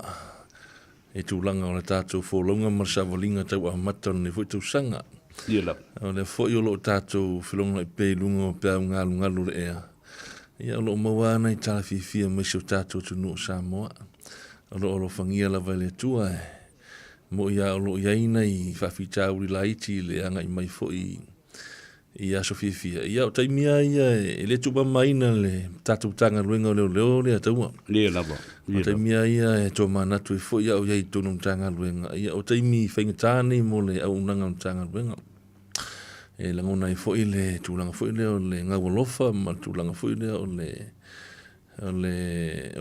lofa i malo i fatinonga lato o nanga ina ia maltia sui fu mo le ola o se tato tu nu e meso lato meto tino ia la veina a woni falenga ina ia elenga te le o le puipuinga so ninga tu la fono prevention of crimes ia matulanga fo ile o le fatu puino de file mu preservation of the peace ia wa nga yoi lava ila to lo lungo la tele tu langa fo tu te fata vale afi ma controlling o tatu traffic lights ma manga fa fo i manga le tau langa ni isanga le mu ia taban ia ele tu e foi pokalame tau longa tanga luenga le vaenga foi le community engagement unit le leo nga ila vai tu langa foi le ina ia fala utele increase awareness foi le i tua inu tua fa malama tu la fono ina ia malama tatu tangata tu la fono ma dia wa ia te tununga le komsina ma pulenga ia mai la tu fo yo lo tula i mo foi tulanga foi le a malama tanga te tula fono ma solinga tula fono no winga o le fai tia foi ia solinga tula fono ma dila e ora stanga te so na la foto wala tala foi le male ni lo mana tu so tula fono o pula la ia e fatu a malama ina o fa manino e vai nga foi na le lo nga itu e fa malama o lo fai atu tala i le stanga to titi o lo tu io ina o so tula fono men o le upto fa mata o na o fa mata o le stanga ai a malama tangata ma tula foi le manino i so nga tula fono ma ia o le fa titia o le alo ma foi ne tangata mo fa tino ino tulanga ia mo so le tula fono ia wala fa pela to ia ele o se so tula fono ia o le ir vai nga foi le tula fono o lo le silafia o le tula fono ele o se alofanga ele o se alofanga le mo o lo le silafia o tula fono ele o se alofanga le mo o le sorry tula o famsino ia pe tulanga na alfa filo ai man fa talofa ni ataua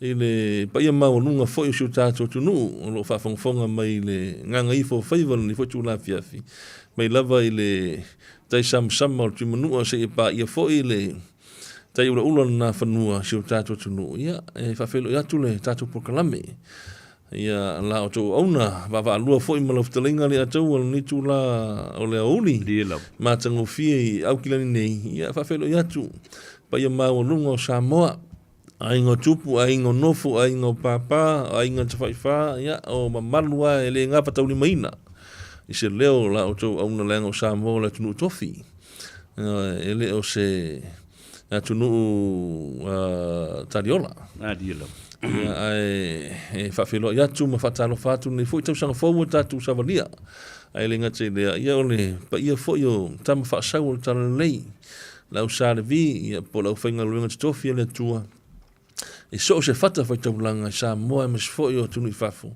ia lo fa falle malu wala vale tau swino li pola folfolaina ma la ina le upo le tua ia ia folau pe Samoa i matango fie ina ia tau tai pele tua ile tu pe ia le tua ile fol tatu sa ina ia fa pena ma maoni fa fatia ta mai e misfo ni fa fita uli ia oni mala tatu tele momia e a fela tatu sa valinga male fa inga molanga tati ia le tu i me tau por kiki esa ve o lo ngala no ma dila e monia sa no nga foi nela au le male to o por kiki o mata ao ia a o tatu ngafa mo so tanga ma o tatu a inga ma tulanga uma fa pena e fa ma dila ia pe tulanga na e folo fatuai ni tula le aso ma fa felo ia tu tatu pokalame fe lava lo ma wa mai ia o te fafelo ia tule ni foi tula le aso ia mis foi o loftelinga le ataua madi ia ai le faftai foi o mo so o noa ia pe sfulu lima minute ia faftai o ina ilu talu a mo seva no mo ngata ile Gagaifo Faiva radio Samoa ile tautua mata velo foi ia mala unanga to ile tautua tua vai wale mon molina mai me lo tupui sa in New Zealand nei ia mes fo Samoa ina ia long pu li pe ma si de fia se tatu tunu ia wa lava le tulanga o fofuanga ma fa taunga ma lava singa ina ia no fa ma lava tulanga lo ile tau ia mes fo fa lava tupu ia pe fo ona i fa lava sa e a fe ila lo Wellington ia o ito inga fa lava ia tatu tele mo mia e pe ia le unanga fo ina fa malo ia tu sai Samoa ia New Zealand nei ma Samoa be ona fa yatu yo taimi fenga tala mane o unanga malun malo e mo mia le tatu lango mo tatu ngal due fatas ya wa e mu no lima ya tapa le ofi a os fa yelo fa le il pona ne ele ya se tapa ya tapa la unanga malun malo ai fa tai sa ve o fa filo ai le mo le fa tu lima wa fo ile fa fonga mai so tatu tu no ni fo tu la so ile tatu pokala me nganga fa lo malo fa tai sa doa fa te bali fo yo lo fa fonga le tatu tunu e misi o alo atu e ala tu ta fonga mbalo longa o aso fifia ya ai moni au o le o aso de e finga ta o no o aso e fifia istangat ya wo uma na tofi o to le o finga ruenga ya mari malu li imto mai tai e o va ai ba pui le saunga le mu pe no fa mtalina la stala whaador no le amatanga o le nei tausanga i stasi o tamaitai leo o le swafo o tamaitai Senior Sergeant Len Fleming onos fulma le lua tausanga le matua tolu se fulma le valu o nā tausanga ali o sa au nai o se Senior Sergeant i le malo ia tanga luenga fo leo sa fatala no mai i le komisina au o le malo le sunga ia Richard Chambers ia ma le minstau leo ia Mark Mitchell ana po ala ngona ia le whanonoa ma toi mawhawhau to fo ila ia te utou le whaatino ino le ngā ruenga i Samoa ia e te lei loa pe te toi fo i mai i le tau whale i le awhiawhi pe a manawa o le teimea o maina tui o tō ninga ma e alo le a whaatino ia that is the line of duty. Your life is always on the line. Mo le pui puia. Ia o le sauka le bu o tangata. Mai tātou te lei loa foi. Whai tau winga ma mi o tangata. Lātou te tau la malama i le au whai ngaruenga. Ia po o le a fia foi. I le whala au wha saina. I tu tono le atunu. Atasi le mea tau o te le. Sa utala noa ni mata upule o whala au whasaina. Mau amatua i stasio o porkalame. O le tengo o te tau weona e upu whaperetania. Mandatory and compulsory o lona winga. E le to i eise alo whanga. O te tau o na sue pe whaile test. Tagata uba. A mata mai te itai o le atunu se i o tono le mautafona ma le paremene se i o mai. I te itai ma e o lo whaululu i e matanga aluenga. Ma tanga luenga ale malo fa pena foi pisinisi ma company tu moti la so tal tonunga ise awala o te tau ai ona fo ia le mta upuleo aisa mala fola au fa saina le tunu ia fa taimo le fa sini ia te tonu la valo fa fonfonga ia pa ia foi o seu tato tunu mala fa fonfonga ni tu la leso o no fola foi ma tofu foi tangata ia mona tali ai na diela ia ma ele mana tu ia etele foi ia tapenanga tulanga o tali tatu te anga ia tali fsili nei le ataua po la fiong sabe ia tulanga lava ia pe ona e sauno ia o te awai fa sa o le lava tulanga pe ona e sauno wa tulanga lava na o lesa o tatu whanongongo iai i lunga o newspaper foi mutu susinga tonu su tatu tunu ia e pei o lesa iai le fufuanga le fionga ni ministama kom sina a matamian tanga luenga leo ia faso solo e inisio tanga luenga malo ia e te tonua o fufuanga le leitele ia a tulanga le ia o le tatu malo lava e fa mo whalangolango ia fa malo sia tulanga le o se tūlanga ua te tau ona o tātou tilo iai le anga i lumana. Ne wā o le tatonu. Le pea ona sau noa le whionga komisina i lesia na whatatanoanga. I lona tatonunga o leo a kuka i Samoa le whara whasaina le atau. ei Ia wā leo a ngai whainga malo leo a watu i a masini fo ia expected te lea na tau nu watu tau sanga te nei i le mol whatinonga le vaenga fo le customs. ia I le tūlanga la leo tūnta ia lava mal tau whai e monitoa ia tātou containers ma meo uta ia batu. Le batu whana nai la isa i tono Samoa. Ia whai o te awai fo le saunoanga le al komisina o le te manatua le sian whatatanoanga le saunoa tūlanga le. O le tūlanga fole o lo iele masalonga o le ua kuka i Samoa le tūlanga le o le whala whasaina. Ia lono winga, ia e mo mia lava le, o le ngaluenga e whai whatasi. Ia tau o ngaluenga e whai whatasi. E le e te tonunga le ngalumtanga luenga leo e a fo e tau na ngawha matūlanga le. E mo mia ngalue whatasi o mtanga luenga le malo. Ia mese lava i tonu nuu mafio anga i pūlenga malua li mwhai pule. Ia mesia ia wha pitonga tu mo oti le tatu malo. Ia e ona foi tonu a onga. Le anga lupo moni lava li ataua ua o e tonu a onga ua. Ua ia alum whanau a onga na maua ia whala whasaina. Ia po o aisa. Ele se tala lea ilo stala whatu lau tala. Pe o tūlanga na o le pōlenga na le wai nei. Pe a tatu titino le whala lave le satu le mai na lo i Wellington. Ia paua leo le tūlanga ia sa tupu e to inga whala le whapea. Wale ua e pio na e saunoa ia e na ona pio le kau whapea ngai leo ai o leo la sauta wale tūwa tū mai ala tū. Ia sau au sa whailo ma whatuin whatino le whala lawe vone mana loto iai. Ia lono winga.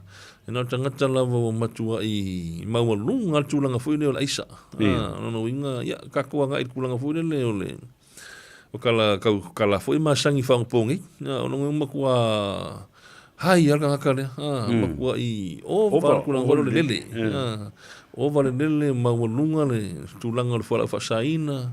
O ingai loa ngā maka merpol wa luanga luaku ai male. Uman ngi vai aso asfifia. Inga ole. Inga al kokeina mea le whapsanga i mwika ngaka. Inga al blow al aisa ma osor ka vale wheluai. Ia e pifa pena le tilo iai. Aolenga luenga e whaifatasi ni e mwhaion tau fia mafo ia.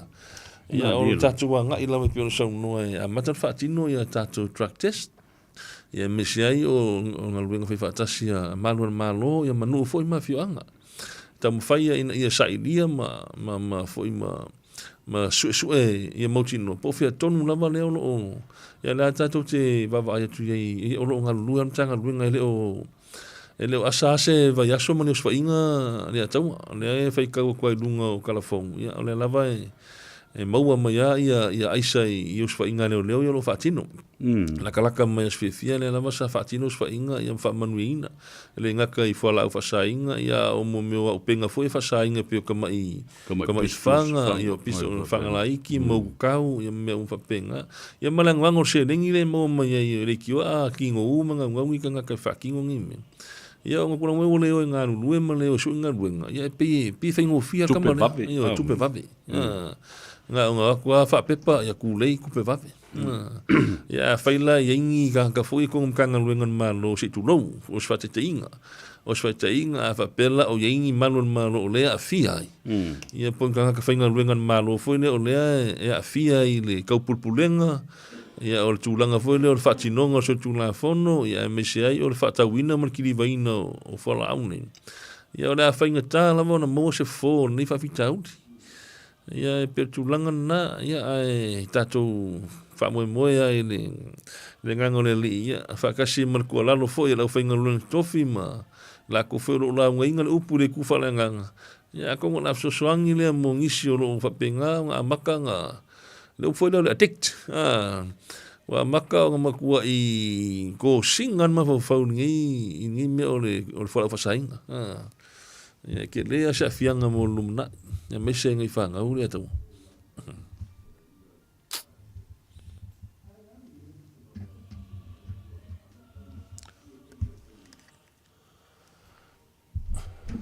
ona si ile fai numero so fa inga lava a leo e alu, e te tau au na mauai fo i masta mai tai, po le toa lua fo i te mai tai. O la alu te tununga, i le mea leo wawa ai tune i ai. I le a fianga fo i o tinama te mai tai, po le tu pā o te mai tai, i o so fa inga nei, ma le wha ngaina fo i o le isa. Ia, o tūlanga na, nea tau, sa vea o lea lawa kapke wa ai o so fa inga i whailoa mai ai kala fōfoi ma kala oko man kanga luenga. Ere mi se os whainga man ka mai kai e mawai. Ia peo i ngā lewa kaku whamaungi ai. Ia wale ngaka yari. Ia ua oi ka mai kai. Ia ole memo ki ngoa lava. O ka mai kai nge maua mai leo leo. Ele ngaka oro au wai kulanga fo leo kuka inga, kiriva inga, whaakau inga aku. Au lai fo e fo e ula i malako. Laku sao i le ngana fo o isi ka mai kai e makua i ke lea la fianga fo i lako fo ringa ba ia wai le kau fisiringi nga mea. I le suinga o ka ngaka fo i wa fia kulanga no ka fio la isa. Ke lea suinga yongo fo ringa o ronga kingo. Ia ma me foi sa masangi o ngā fie fai ia usu ia ko ua. Ai pe ole a fie i ka mai kai. Ia ole isi ngā popolenga. Ole isi ngā popolenga lenga o ngisi o ka mai kai. Ia e fai ia o lato te tu lua. E fai whanau. Ia kulanga foi le se rolka ngaka e pipi ia imfa uo iai. Ia e kerkongu isa vea o se ngā o le lainga e laa e whiua koe whasao akua. O le koe ango ko lua mar whanga. O le koe ango le ainga a wha pefo ska mai kai o lai 5. O le koe ango le ainga. o ne ko yang o ngā luenga ia va pe fo ko mai ka ia fain kai ko lua ai le o lua kai ko lua mele nga ia o isi ko mai ka ia ke ko lua i le va ia ko le mo me so fa inga ai le o mal ko lua mele fai mal bi ia le nga kai le ia o fa na ia o se fa ngonga kin fo ine le ke le la ko le a fiola tu ngona le nga kai nga o kia la ngona a ingo le mai tai ia o la ngona a ingo long to lua ia me se fa na o e kau ia ke ia o langa fai fe au o langa au loku o ngu o ila ko u mai kau ia ia la ke le la fianga o la tu ngona ma ku langa foi le o le fianga i le kala ave ma le fa lu mainga yo a inga ingi ku langa fa pea sa vea o le polenga le na lau fionga di o no le baba ia tu pea i mea i tu lai mai o te tonu i lau zaurong o se ngā ruenga whainga ta ai e te tauna mana o mia tangata umai lango e matuati nei o matafi e sea e au fi ai ma le pulenga ma malua li ma fai pule waipe o la touna o leo e mua la tu lo me e tupu tono renu ele au aluma o tamai tai ma le au manga ma mea ese ai tupu mai ia wai fo le pe lau manu ia mai lo se tala a matalona su e isi to ina ora kala le mai oi o ngala au e koko ku ama me fa pena ia a falo la vene te iwa a fie foi ma tau solo mua la ele inisio pulenga ri ma fai pule ia wa nu ai a wole o toi tala no i se mea la te lo le mele tu le mai ai pe wole tau tala ma sa no ma fai se tong fiti o mta pule mo i lei sa vea pe ko ka ia lo ma fa so nga foi le me kai pan mi le sa ngo kai mun ngu le kai mi foi o lunga la lo ia le porque mingi mo miangi ko e kula me la ve sa mo nga o ko e mongi le lo fa sa mo kula me la ve sa mo wa wo fo ia i kula nga fo yo pula nga malu ali foi por tu lo ia tu lo wa le sa fa ing malu fo ile kula nga sanga inga i pula nga malu ko ngoli o fio anga te tasi ali foi pul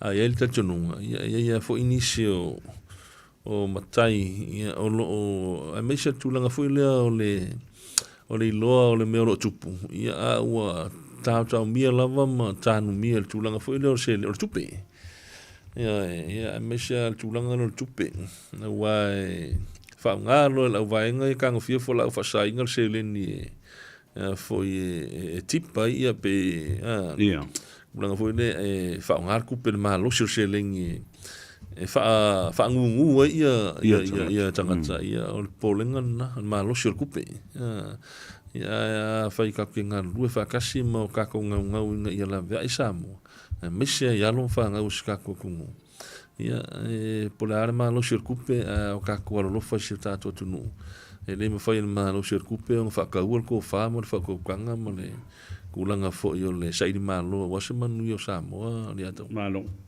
sa o le sa blanc tate mo fa pedalo to wa o tupulanga fo la ia lewa ala mai lewa fai ai ia o le tatu polenga le na po fere a nga ia a wai tele lo le mea male ai se ava no e tau fi ai ia o le fianga na ia tatu tata la noa le fa moile o tato i le aso tai au le ia mfai foi o na Moses se leni e so soni o le ua mai ia le tribunal ia ma le fai unga fo i o le tribunal o fai e le ufionga o le ala ua avele mata upu i lunga o le tula fono mea e iei mea ta ua fa masino moni awa o le suenga le fa loto i fale le sa fa tino nei o le suenga la vai ana matanga luenga ele i sueina fa le tula fono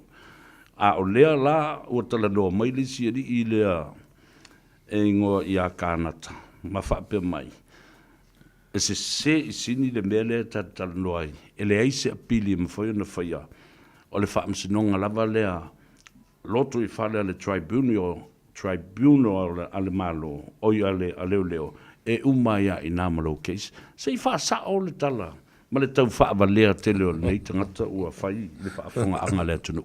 Io. Ia, whaftai savea. Ia, o ke le I whanongolongo I le pokalamea le sunga ia pulotu. Ai se tasi o paanga whamoemoina sa ia sentinga mai atea. Ia, sa u whanongolongo I le tūranga foi o le tua inga le sunga ia pulotu malana se ana foi tau whaleanga lo whai mai le whamoemoe o lo tapena. Ia, o le tūranga foi le Samoa whai lo loto ona o le whape o le sunga ia pulotu o se lo ia. Ia po lo ave fo ini na pepa fa lo ia pe ya. Ia el tulanga fo le au te ofo le malama le procedure fo le por fa nga solonga Process. o le processo meta fa masinonga. O le fa masinonga le sa fa tino ela tribunal o le police tribunal la leo la va ia. Ia po le fa masinonga fa loto I fale ale mtanga luenga leo. No winga. O se whamasinonga sirio na mawalalo lea pe a whaatulanga whamasinonga Samoa a mata mai lava o Supreme Court, District Court, o le FF Court. Ia ona whatu aso oro lea ma le whamasinonga lea whaaloto I whare leo. O le tūlanga fwoi le o I lātou sa whaatinoina le whamasinonga nei, sa tō fia le whiunga komisina. Ia o se tasi o sui komisina lango le sa te inga le sa whamasino I la whamasinonga nei. Whaatasi manisi o sui mtanga luenga ono winga. Whamasinonga whaaloto I whare. O le lava sa tau ave lava e malo le malo. E au noa ma se whamasino o le whamasinonga a Samoa. Ia po tatu whamasino I tai munu sa awai. Ia o tūlanga la e o foile loto sa vea. Tūlanga lava o le tatu te masani la foi tono tūla fono. O no te minei. O le te mwhai ono to excessi tono la umeli. A le mtanga luenga leo. Taluana umano loa poloka ma tūlanga lea. Au lai te tonu o tūla fono whaneo leo, te tonu le Police Service Act. Ia tūlanga leo le mawhai so se leo. Ona toi apili ina whai unga tribunal pe a whapea e le whamari ina. Ia, te pea o tusa lea ma le whatinonga whamasinonga. E te tonu le fitu aso. Ia, o le silifia la, ia na mai alontu ina mai whai unga aloa ia tustusia o lau tribunal. Ia ona submit no le lau lo ia I le notice of appeal within 7 days. Wal vainga tau ala valea ia tau ona fai lo tonu fitu aso ia pe fai sau apili pele ai o mai ana fatino tulanga lea o tulanga na lea lo fatali ine lo ia ole aso e fonga ina ile apili le lo fatulanga mai molto sanga foto sanga nei le fai ngol masina nei ona ole tulanga foi lea o le schedule ia po le fasoso ina aso whamasinonga. Ia o le mea lana nai patino I tailo official whamasinonga. Nā dira. Ia lea lana o talia nei. Ia lea ua tapenpena iai. Ia mo le apiri ina o whai unga na whiunga komisina. Ia pio tūlanga na ona o le mti whanau longo atu de tala pulotu. Whai mai e le mawhai ona o tu apiri ina le whai unga na komisina. A whai o leua whai mal komisina o whaamuta la unga luenga. Ia e le whai ona o tu apiri ia. O tūlanga lava lao au. Ia ua o malo lo e le mwhai ona o tu e ngarue wha leo leo. Ia o tūlanga na ia taua. E ma o whai lo loto foi lea pe a whapea o tūlu e sao saunanga lea o le sunga e polotu o Yainiso na tūlanga foi lea ia. Ike iwa kau leo mai ia lo ia Samoa. O le manunga na o le kau leo mai o kupu mai e kamari I fo I faltua ma tausi. O lo kau avea ma o umia ko finga lo ia. I lea to inga saunoanga whapea tangia mai ai. E matua le mana malama lava le sunga e pulotu le wha sanga soronga o le process. Me se pe ia whamasinonga whanua maswafa. A e whai ina whamasinonga whanua maswafa le tau ave e ali o whamasinonga. Ia ona e apiri ina nei lunga mea lo iai le Supreme Court. Ia le Court of Appeal. Ia e pia tūlanga na ia mai iai fo inisio malo na malo. Sa whatea e le sunga ia fui awa lili iken kaeo. Ia o la ua toi whainga luenga. Sa o lato apiri ina ia whai unga ma le tūlanga le sa whatea I lato. Ia o lo ia se tasi o tamari I fo I na manu malo I lana apili. Ia e tolu tau sanga o malo lo. Ia na toe maua umalo na back pay. Ia toe maua ma le tūlanga fo I na tupe I wa sa sa mai na man malolo le nei ni le ya ko e fa sanga malanga su fa sanga yo ile mtanga lwen ya la sa fa manu ina fo ye kim sa la kala ile ko sa wa fele le tupe na mo wrongful dismissal le sunga la tonga lu te min nei ina mai ala na pini ne fa unga sa fa te ai o ye fa so tu la fono fo ye le sunga le komsina ya fu ya vai li ken kai ya tu sa le ya na mala u pini mala ta po le no te lele mano fa no tu pili ne le fa masino ngai lungatu ya pe tu langa na ya tau e langona ya le fa no ya ono o sunga ya pulotu o te maua e la so la fa masino ngai tai munu sa o wanga ye le matu case la criminal le mo li ma to ma pula i malise mo ya wa ma ka apel tu musa ya e me tanga lo lo kulima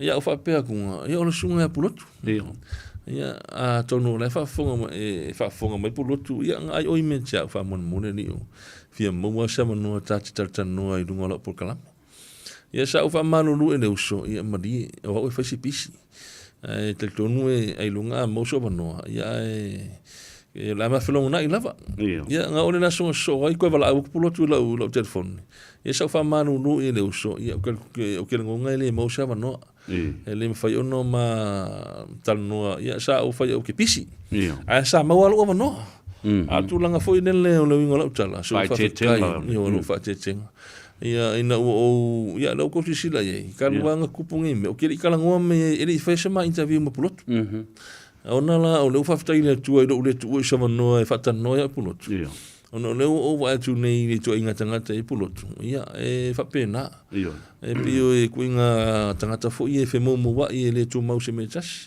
fa tai fo le ma fai ono ni musmusunga le nganga o le tu o sama no matan no langa wa utile fitan no ni tu inga tangata fa pe e fe mo wa o le tu inga tangata fo ile e fa me tuspa ia o se tangata fo ile na te fa tupu ma senga le va uso walo po moni lama o le mea tonu na le lo fatino e pulotu te mine o lo tamu fai e tutu le afi ma fa tupu ma senga le va uso tangata ia o se sotu la fono siri ono inusia le tua inga sotu la fono ia tu langa na mo fiu kam fai mai ke longon mea nga lo ko kama i le uso e tang o le fiu e vidi mai ma kam fai mai so avanoa ia ele mfai unga ufik ono tano ono lo polenga la ia le la wata o le la ua kako wa ai tu kala o pulotu ia ufa fika ele gol le mfai unga ukan ngo ia pulotu na ua kaka le ua wa vala mai foringa sa o pulotu ia skanga kai fe momo wa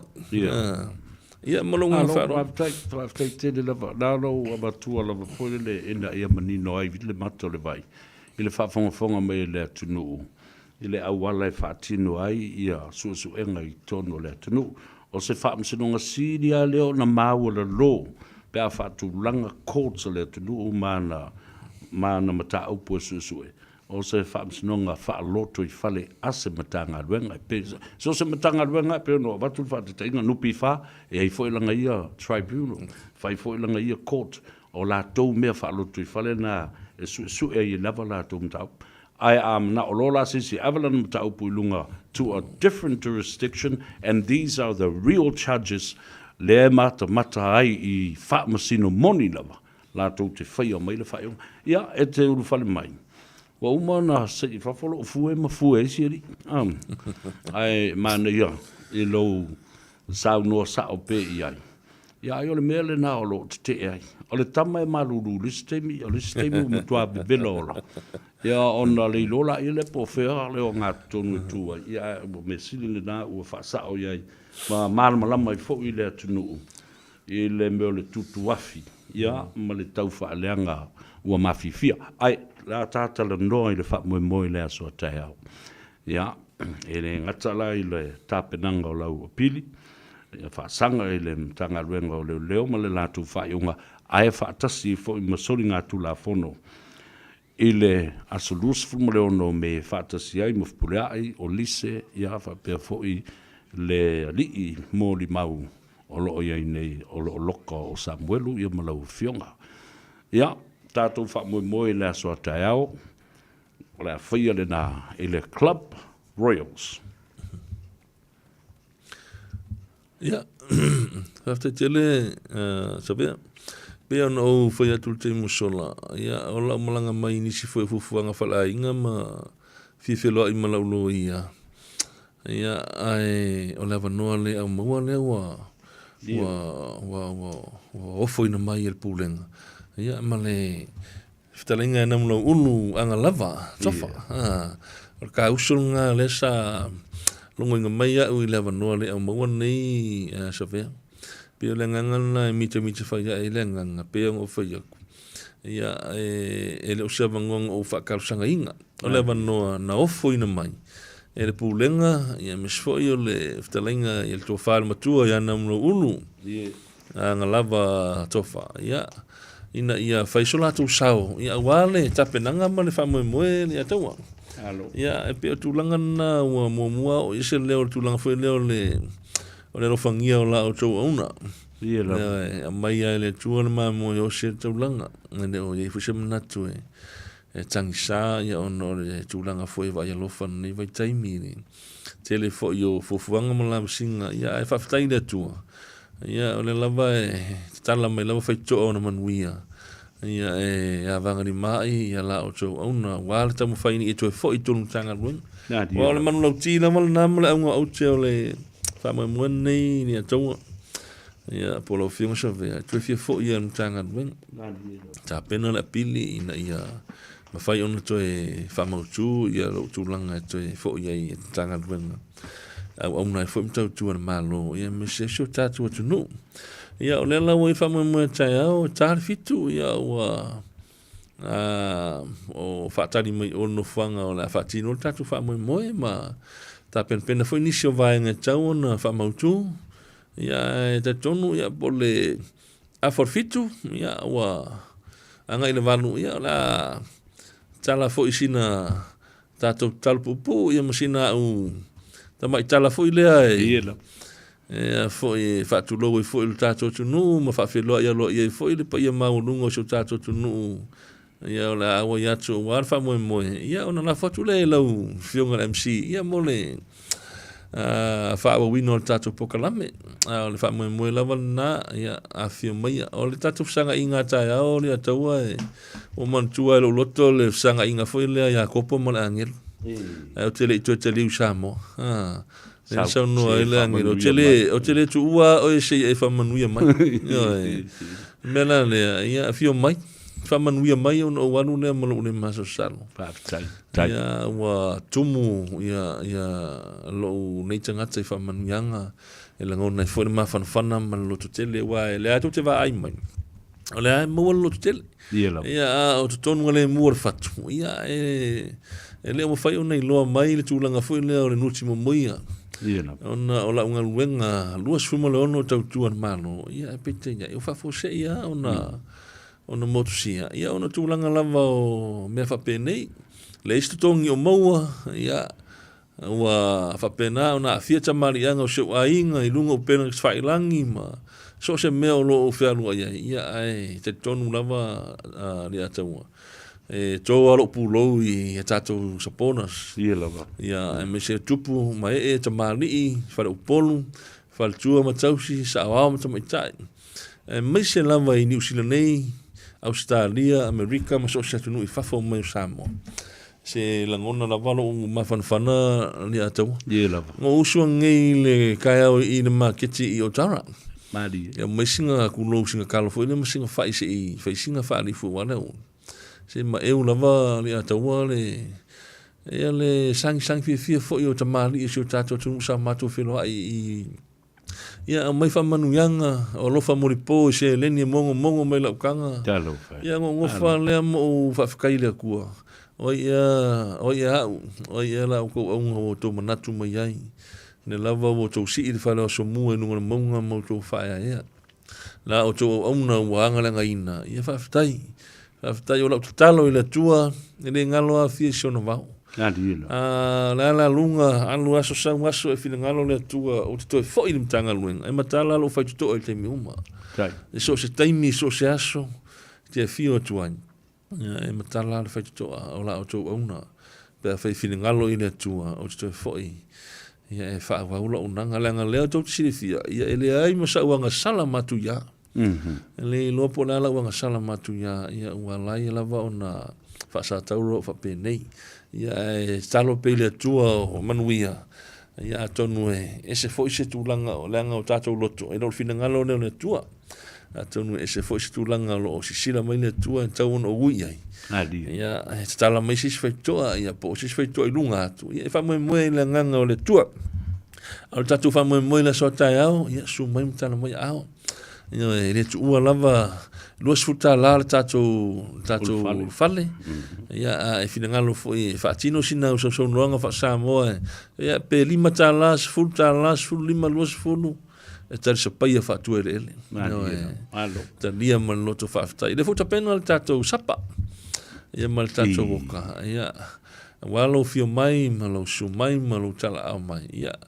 tātou mawe amata ia pe tane sulman lua ia wa opa ine le pio Samoa ka lo sul lua ia e mo mo sai ringa le ka pungi pa ala se single na mo ni New Zealand ia manga ngi ka le ko lu fa ka pung no wing ia pe ka sul lua ka kasi fa mai aka ko ia e akura ia ngai pa anga foi fa kala pu fai mola tu pa ia o ka ko le va ia o mai tu va ver ia o ka ko male pega ko ia pega que mingo ia upu foi fa mai ia fa vinca ko mingo ia oma ka ko e vai foi fa felo ia tini le wa o le pepe me ka usa fo ia malo ia bele o te tau foi atu ai langa o le angina mai tau no o ia sa tala ile bamba iatu eu penga te failang fa pena fo ile lau moso oi o lo sau mai te tau pea ona amatu ai se lapta inga po se tima inga po se tua lalo foi awa o awa pa au longo itino ole uso le atu ma pa au foi le komsina na te whaia upu e tausi ele mamalu o le atou. Ma le whale manono. Lai whaafonga mai au pa au futi ma au pa au. Ai a whaapea o te langona i lo tino i nei mautala o lo au mai. Whaapea o i aise langona ina ia whau e loka ma tā fia lau fionga lio. Po lau futalenga la vea le lio le tu ono se a fianga. Oni saunoa ngā lau fionga. I lunga o le porokalame le ataua, whapena fo i ma le porokalama a siata le tautai ai. Au te avatu ai, wa umana au tilo i ki lipi ma mea uma sa e sao noa, ma tala noa i ai ma ofisili ana ni fo a siata. E le te tau au pa au o na iai se whaunga whapena, ina ia o se mea whapea i le tō wha i alio, po o le tō wha fo i ala vea. Ona o lona sa o tonga le sauno ai e le ai ase mea o solia le ai foi se vaenga o tilo ia il tula fono wa fia ai se tamaali anga o le matanga luenga po le fiong fo il komsina o laua ia te tau o lo e sauno i lungo le tula fono mai le o se mea le nai tau na tau fa fife ai ma tau lama ai ise mata upu fa pea o le te lei a o loo wa iai ni whaunga. E o se tūlanga whapea i lau o fionga. Se mea sili na o na mau a lalo i te ngata o lo tausia ma pa aia le tūla fono. Ai mai se, i mātou nei. O nei, sa o wina le tūla fono o whaasa launga. Defamation and malice cases of intentional e whai ai se whai unga whapea. Pea whaafonga mai le fionga. I le li komsina o le uso moni i a te au lea li a taua talano atu. Mal whaalo alo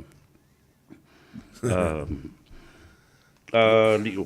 A o lo o iei lisi tā vaenga le tā talano iei. O le tā lulu.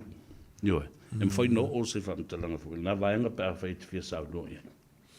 Ia, whawhetai. Ia, o tūlanga lama ia le a taua le tūlanga lewa e sao no iei. Ia, e pei wa po ia foi fa manu o fanga tulanga fa no longo ia tulanga le ia e pero fa ia tu o lo ia foi ia nei uso to whawhini tonu tanga luenga, ia wa lewa ona nuti mea whatasi ma ngā rurue whatasi. Le foi oro matu so tai ma mai update o mero tupu tonu tatu tanga luenga. A tūlanga ua e saunoi le tūlanga whoso tanga ma wano foi ma le tōwhai au pa au po le whingal komsina. Ia ne ai. Le whingal komsina oro uso. Nga ma unu whale whakasi mkanga luenga leo le kausanga a whei iwa se lau iwa sumana walu. Nga ma recruit whakasi ma le whingal komsina. Ia e peo tūlanga na e ke longa o ke ri whala wilo ke lea tūlanga na. E pea ma o se uso le a taua. Ma diulau. Kei mi fo yo ngā runua i le mtanga luenga e le whafonga ma le whingal komsina. Le wha isira fia le whingal komsina e pea ma o se uso.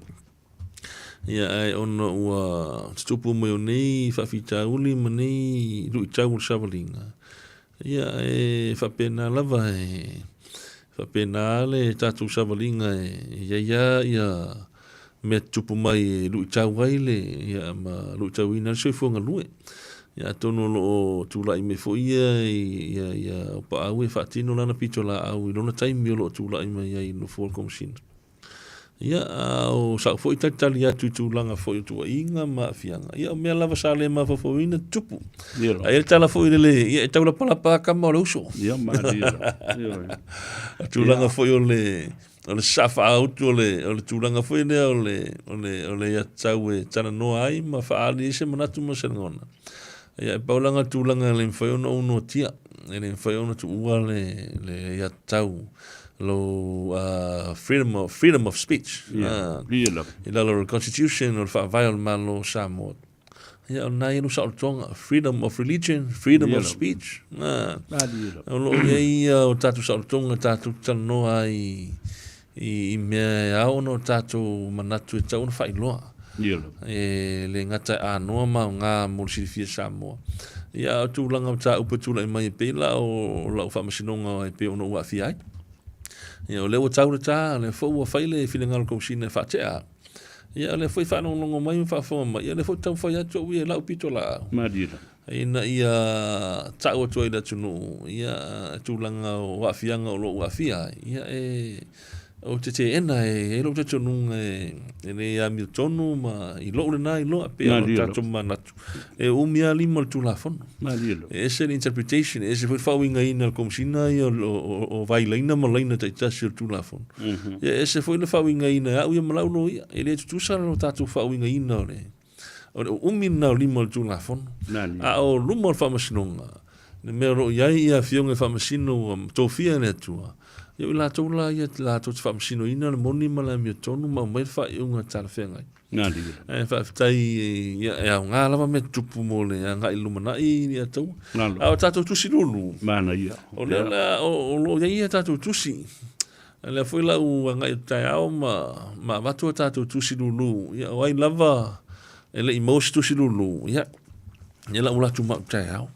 Ai sa vea o whamone mole. Ia. Ia i la tum nei na usau malanga foi le sa whai tatu whamone moe i Green Lane. Fe foi sa whai whamone moe. Ia, Green Lane.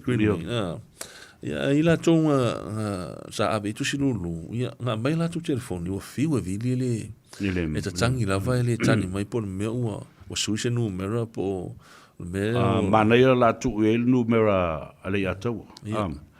O whaafonga mai la ia le pa ia maulunga le tātou tunu le Samoa o tūtusi. A mai sa tātou ia le whatutua le tū Samoa o tasi wa len tātou whenua i umma. I le whailonga ina o le whātau sanga o le tātou. Vaenga whawhai me se fwile malo. Whaamule mole. Wala umaile i atau sa vea. I le olua tasi. Lua iwa wha. Fitu iwa lua fitu. Ia matau au mai ia. Tupe o au tusi nana a watu.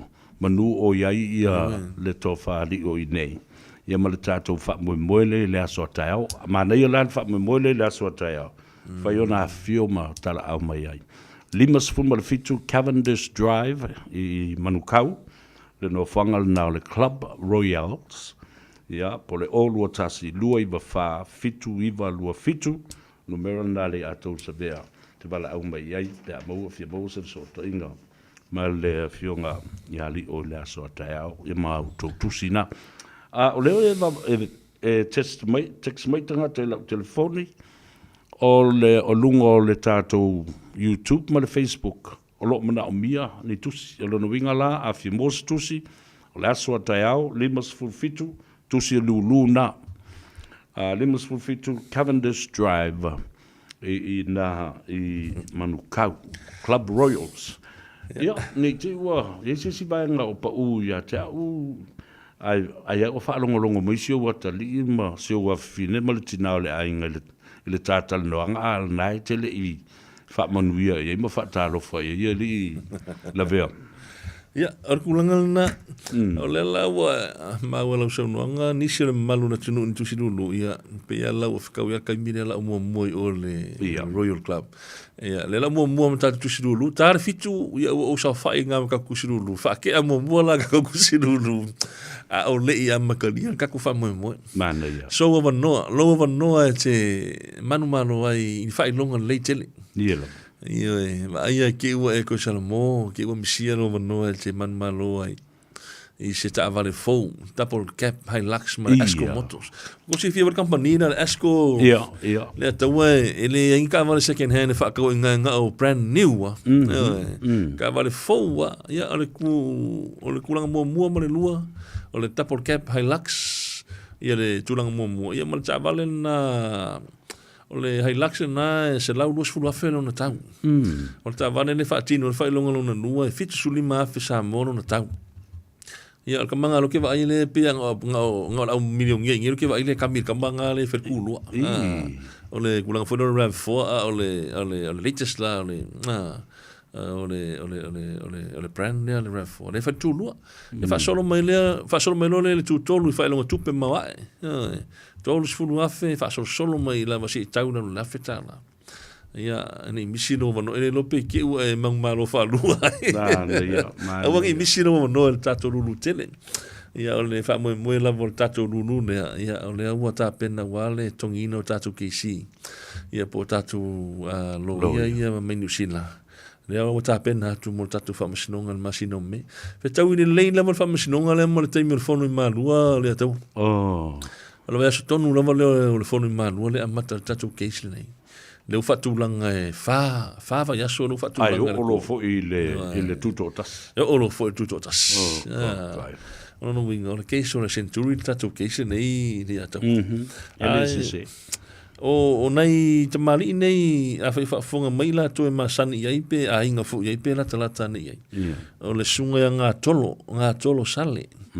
O ina i Kempton Road i Papatoi. Ia o whaafonga tautarafua. Whaafonga tautarafua ia ma le sunga ia Leota. O Leota la o le numero telefoni na o mai o landline. O fitu wha lua iwa o var. O fitu wha. E ila sa numero fa pena nei New Zealand. Lua iwa o var. O fitu wha. Lua iwa o var. Lua iwa o valu. Ia. Ona o wafea nei lea lenga lesa whanau longo me whamanuia le tau sanga fau le ataua. Mani o le uso se i ia ngai whamanuianga fo i ia o kert kongu ele lilo ele langu ia pa ia fo i manu o statu atu nua mission lava i ngai kakupaanga. Arka kaloa ia le atua ia lo fangia le kua ia maua se tau sanga fau fia ma se tau sanga fau manuia. Whamanuia tu e fo ele tau sanga fau ele sunga foi fa fenga i Australia ia o lo fa penao na ma futa mai ma so mai foi le sunga tu le epa fa tala sua o le fa fenga le o le uso le sunga ia fa fta sua i tatu proclame foi America ia o fa felo e foto sa fo ia mes foi o la ingo so to lua sa fatino reunion nesa o malanga mai ai le tau ma di le va ia le na fianga tanu vasa Christmasi ia malfatua ia le vai ia mes foi o sunga fa fenga inga lotu le a sunga ia fa fenga se lau ia mes foi o le failo tusi ia namula ulu fa mo pepe ia mal te o loia le lua ia male tatu ko finga le pik mama le ke le ngo vai aku le tawo ko mengi melo pokalam tupa ia mes uso a soani au tanga vai va tau ia mes foi o le fionga ia tu mo fono oti e war pa ia la inga malos ia mala u kamala le ling so fa ki o lo security ne le la kamo coction ia mal fa tu ia heta ia fa felo e tu fo ile fiunga pola tai vao ia o ka penga mai ma me feo ia mas fo yo o le tua fine ia Laura Levy Houston i Christchurch ia ma le tofa ia namlo uru por po wesi America man wia tele to sang fo sunga ia Pacifica Muntalo ia mas fo yo le aula ko lai tau ti Christchurch ia ma le sunga le tau po fo ia po le fiunga ia tiperia le ota ia o ia ne o tu ia tatu tu silu lui la Christchurch o ia lava mo mis tu si ia va ia ne fionga ia tiperia le ota ia fa penga fo ile fionga ia tupuola fa ngali Taranaki ia ma se uso afualo fereti Christchurch ia ma le sunga ia sefo tu le ia ma ko fa ia te vanga kurt ia o ngai pa anga ia le ngau mai ngi fa ave ia uri a ka mo le la o ko sa mo le sa ma fuka ngai wa inga le fa ave inga uma mai le reunion a inga so ko lua inga le me ka ko o le le va inga le west o kilangi me ka o vai moku le atu ia fa kai foi le fionga ia tanwasa kirishimasi ma le faltua ia ne vai ia mes foi o le fionga tu no fono ma le sunga fa fenga ia selau fausia ia o ka o ko ile va inga marulu ma ngai ia le va inga foi ne ki ia ko ngai ono fanga nei ria tu mari fato anga uma fato anga ina ese mata mo fie ia wai man wia le fa mo foi on reunion ia fa kai vi ia le ia ai fa pena ia langa man uta taimi le taua ia ia tatu nunga ia pa ia o tatu supporters lango lo tatu tongi ma fatasi mo tatu sama vali fatasi wale sa iringa le ami tonu tatu sa ini mano moli atu la nganga faftai tele upo e fai le loto o malie fe me o malie le papa ngala o malie foi le papa na fa tolo ai tama na to pune le formal moleina lo to lo fam to wanga le oni a vero le afe atu ma fai lo foi no swafa ma tu e fa pe ane ai wangalo a vision ma ne ai lo sila fonga le tua i le loto o malie sa o fa te timu ia le lava o to ma au le vai fa malie le ngala aso taiao ia tatu la lafo ina tua ia le file mu le tua la ngai so fa mo ia le ase Faiva asa ma ke ko foi ia o lo ia foi inicio fa penga o nga fa ki o inga ngi fa mo ia ka ku fa mo la vele le sanga tatu te o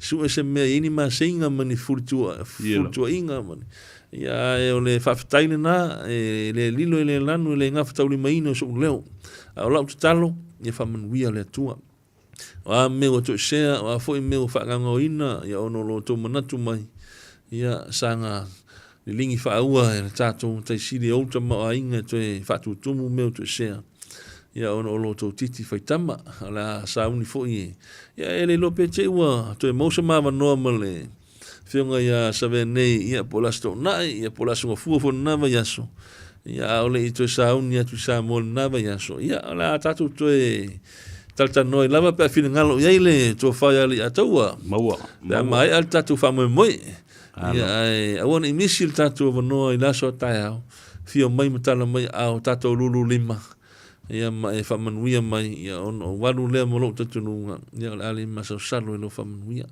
ma lo to fa sa ve ia taua tai ma lo se fu la le tino ma fa fa sili la nganga ia wala to tua tonu se tatu tu ni sila ia mis fo io ngaluenga pe to fi le tua le ngatai tonu nu ainga ia mis fo io ngaluenga le tua ia ma lo ina la to ona ia ile lofa mo le le tatu tama le lang fa tai mo le avano ia la lof te lai panusina le soa le vanganga te lai i la fionga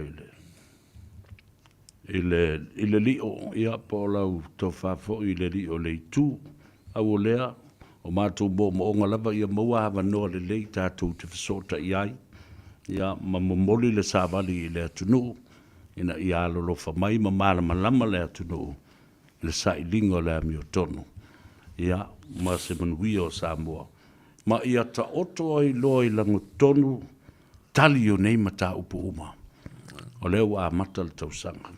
Ia fau foi wa o le lima foi le na ye mo le luafe sulu lima luafe ma le lima. A le la o luafe lu sulu lima le lima masani ya. A le suia fai ungo me nei ma winga o tangata. Mani. O longa winga. O le lima kuai ala ia le. Ai madua te leilo Faiva ta te feilo i le aso ataiao. Ia, o la so fa mo pe. Pe kasi ali kula ia promoter kuai ia ka ko fa mo le ia lele kulo.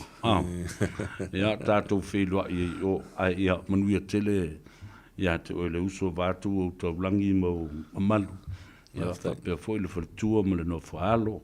Fuanga o fa o fa tino le nei vai tau ia a o le ito to va atu i Samoa ia le matu tala lea ia fa mbianga le tua i lunga lo wao ia fa pena foi so se me fe talo lo ia na ia malutia le soifua nga lue mo le tautua mo le lumanai ala ta fa ma vai le pesele ale fionga i le alo lilu maiava le whana na Jerome Gray ia tawa lunga ia le ta whamunu.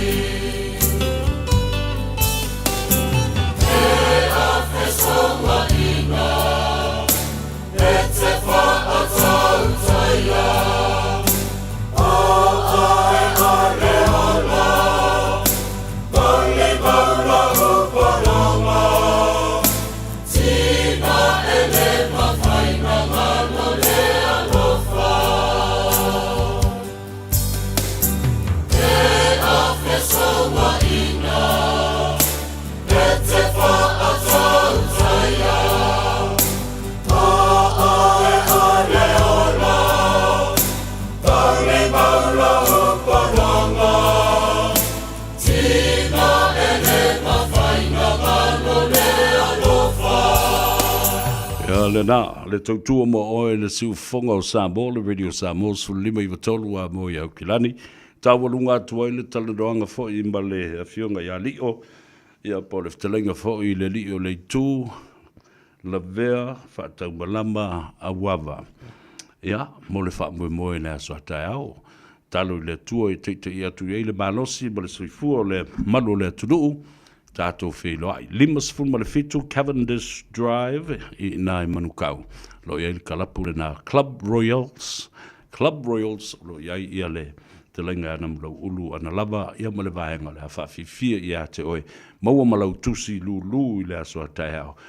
Lafo se sene, se pene, ia po se pene apa foi, po se tā la, ia se 5 duendo vo ia, ia le nā whatalo fai le usua si de pati, tu ngā sala, ia whapena foi, ia le sunga, ia le moni vai ma le ainga, o tu uma James e Sarah, mai la tu uma lunga le tātou up your falling, share our program with your friends and families. Ia, o tau lunga e fōi mare au nanga male tautua, ale ngā Gagaifo Faiva o Samoa, i le nei aso lua. O le aso tofi, o le aso lua o le masino Januari, o le nei amatanga o le tausanga fau, lua afe, lua sifun ma lima ma le whaamui moe.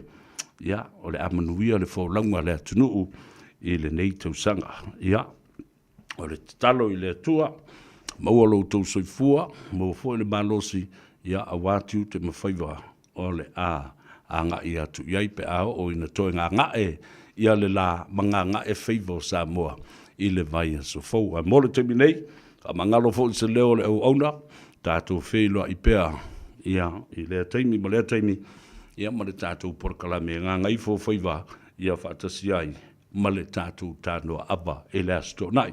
Tua o tau i la o peselea, o peselea sa vea, e whaamaru i antu ai, i le tātou mālo, i le nei fo i awa uli. Lea fionga i a lio, la vea, whaatau malama au awa, ma le whale tua, i a whapea fo i le whanau. No fotoa tasi, i a alo o sa wari fo i a ula kou ia, ia, ria tele, i a le tātou o tino, a soi fo i a, nei atau o sa vea se yuli le nei, i a manuia Samoa. O uno foto atasi ma fau ngai wa sau tua lasi le alo fahe mo oe wa pei o se mai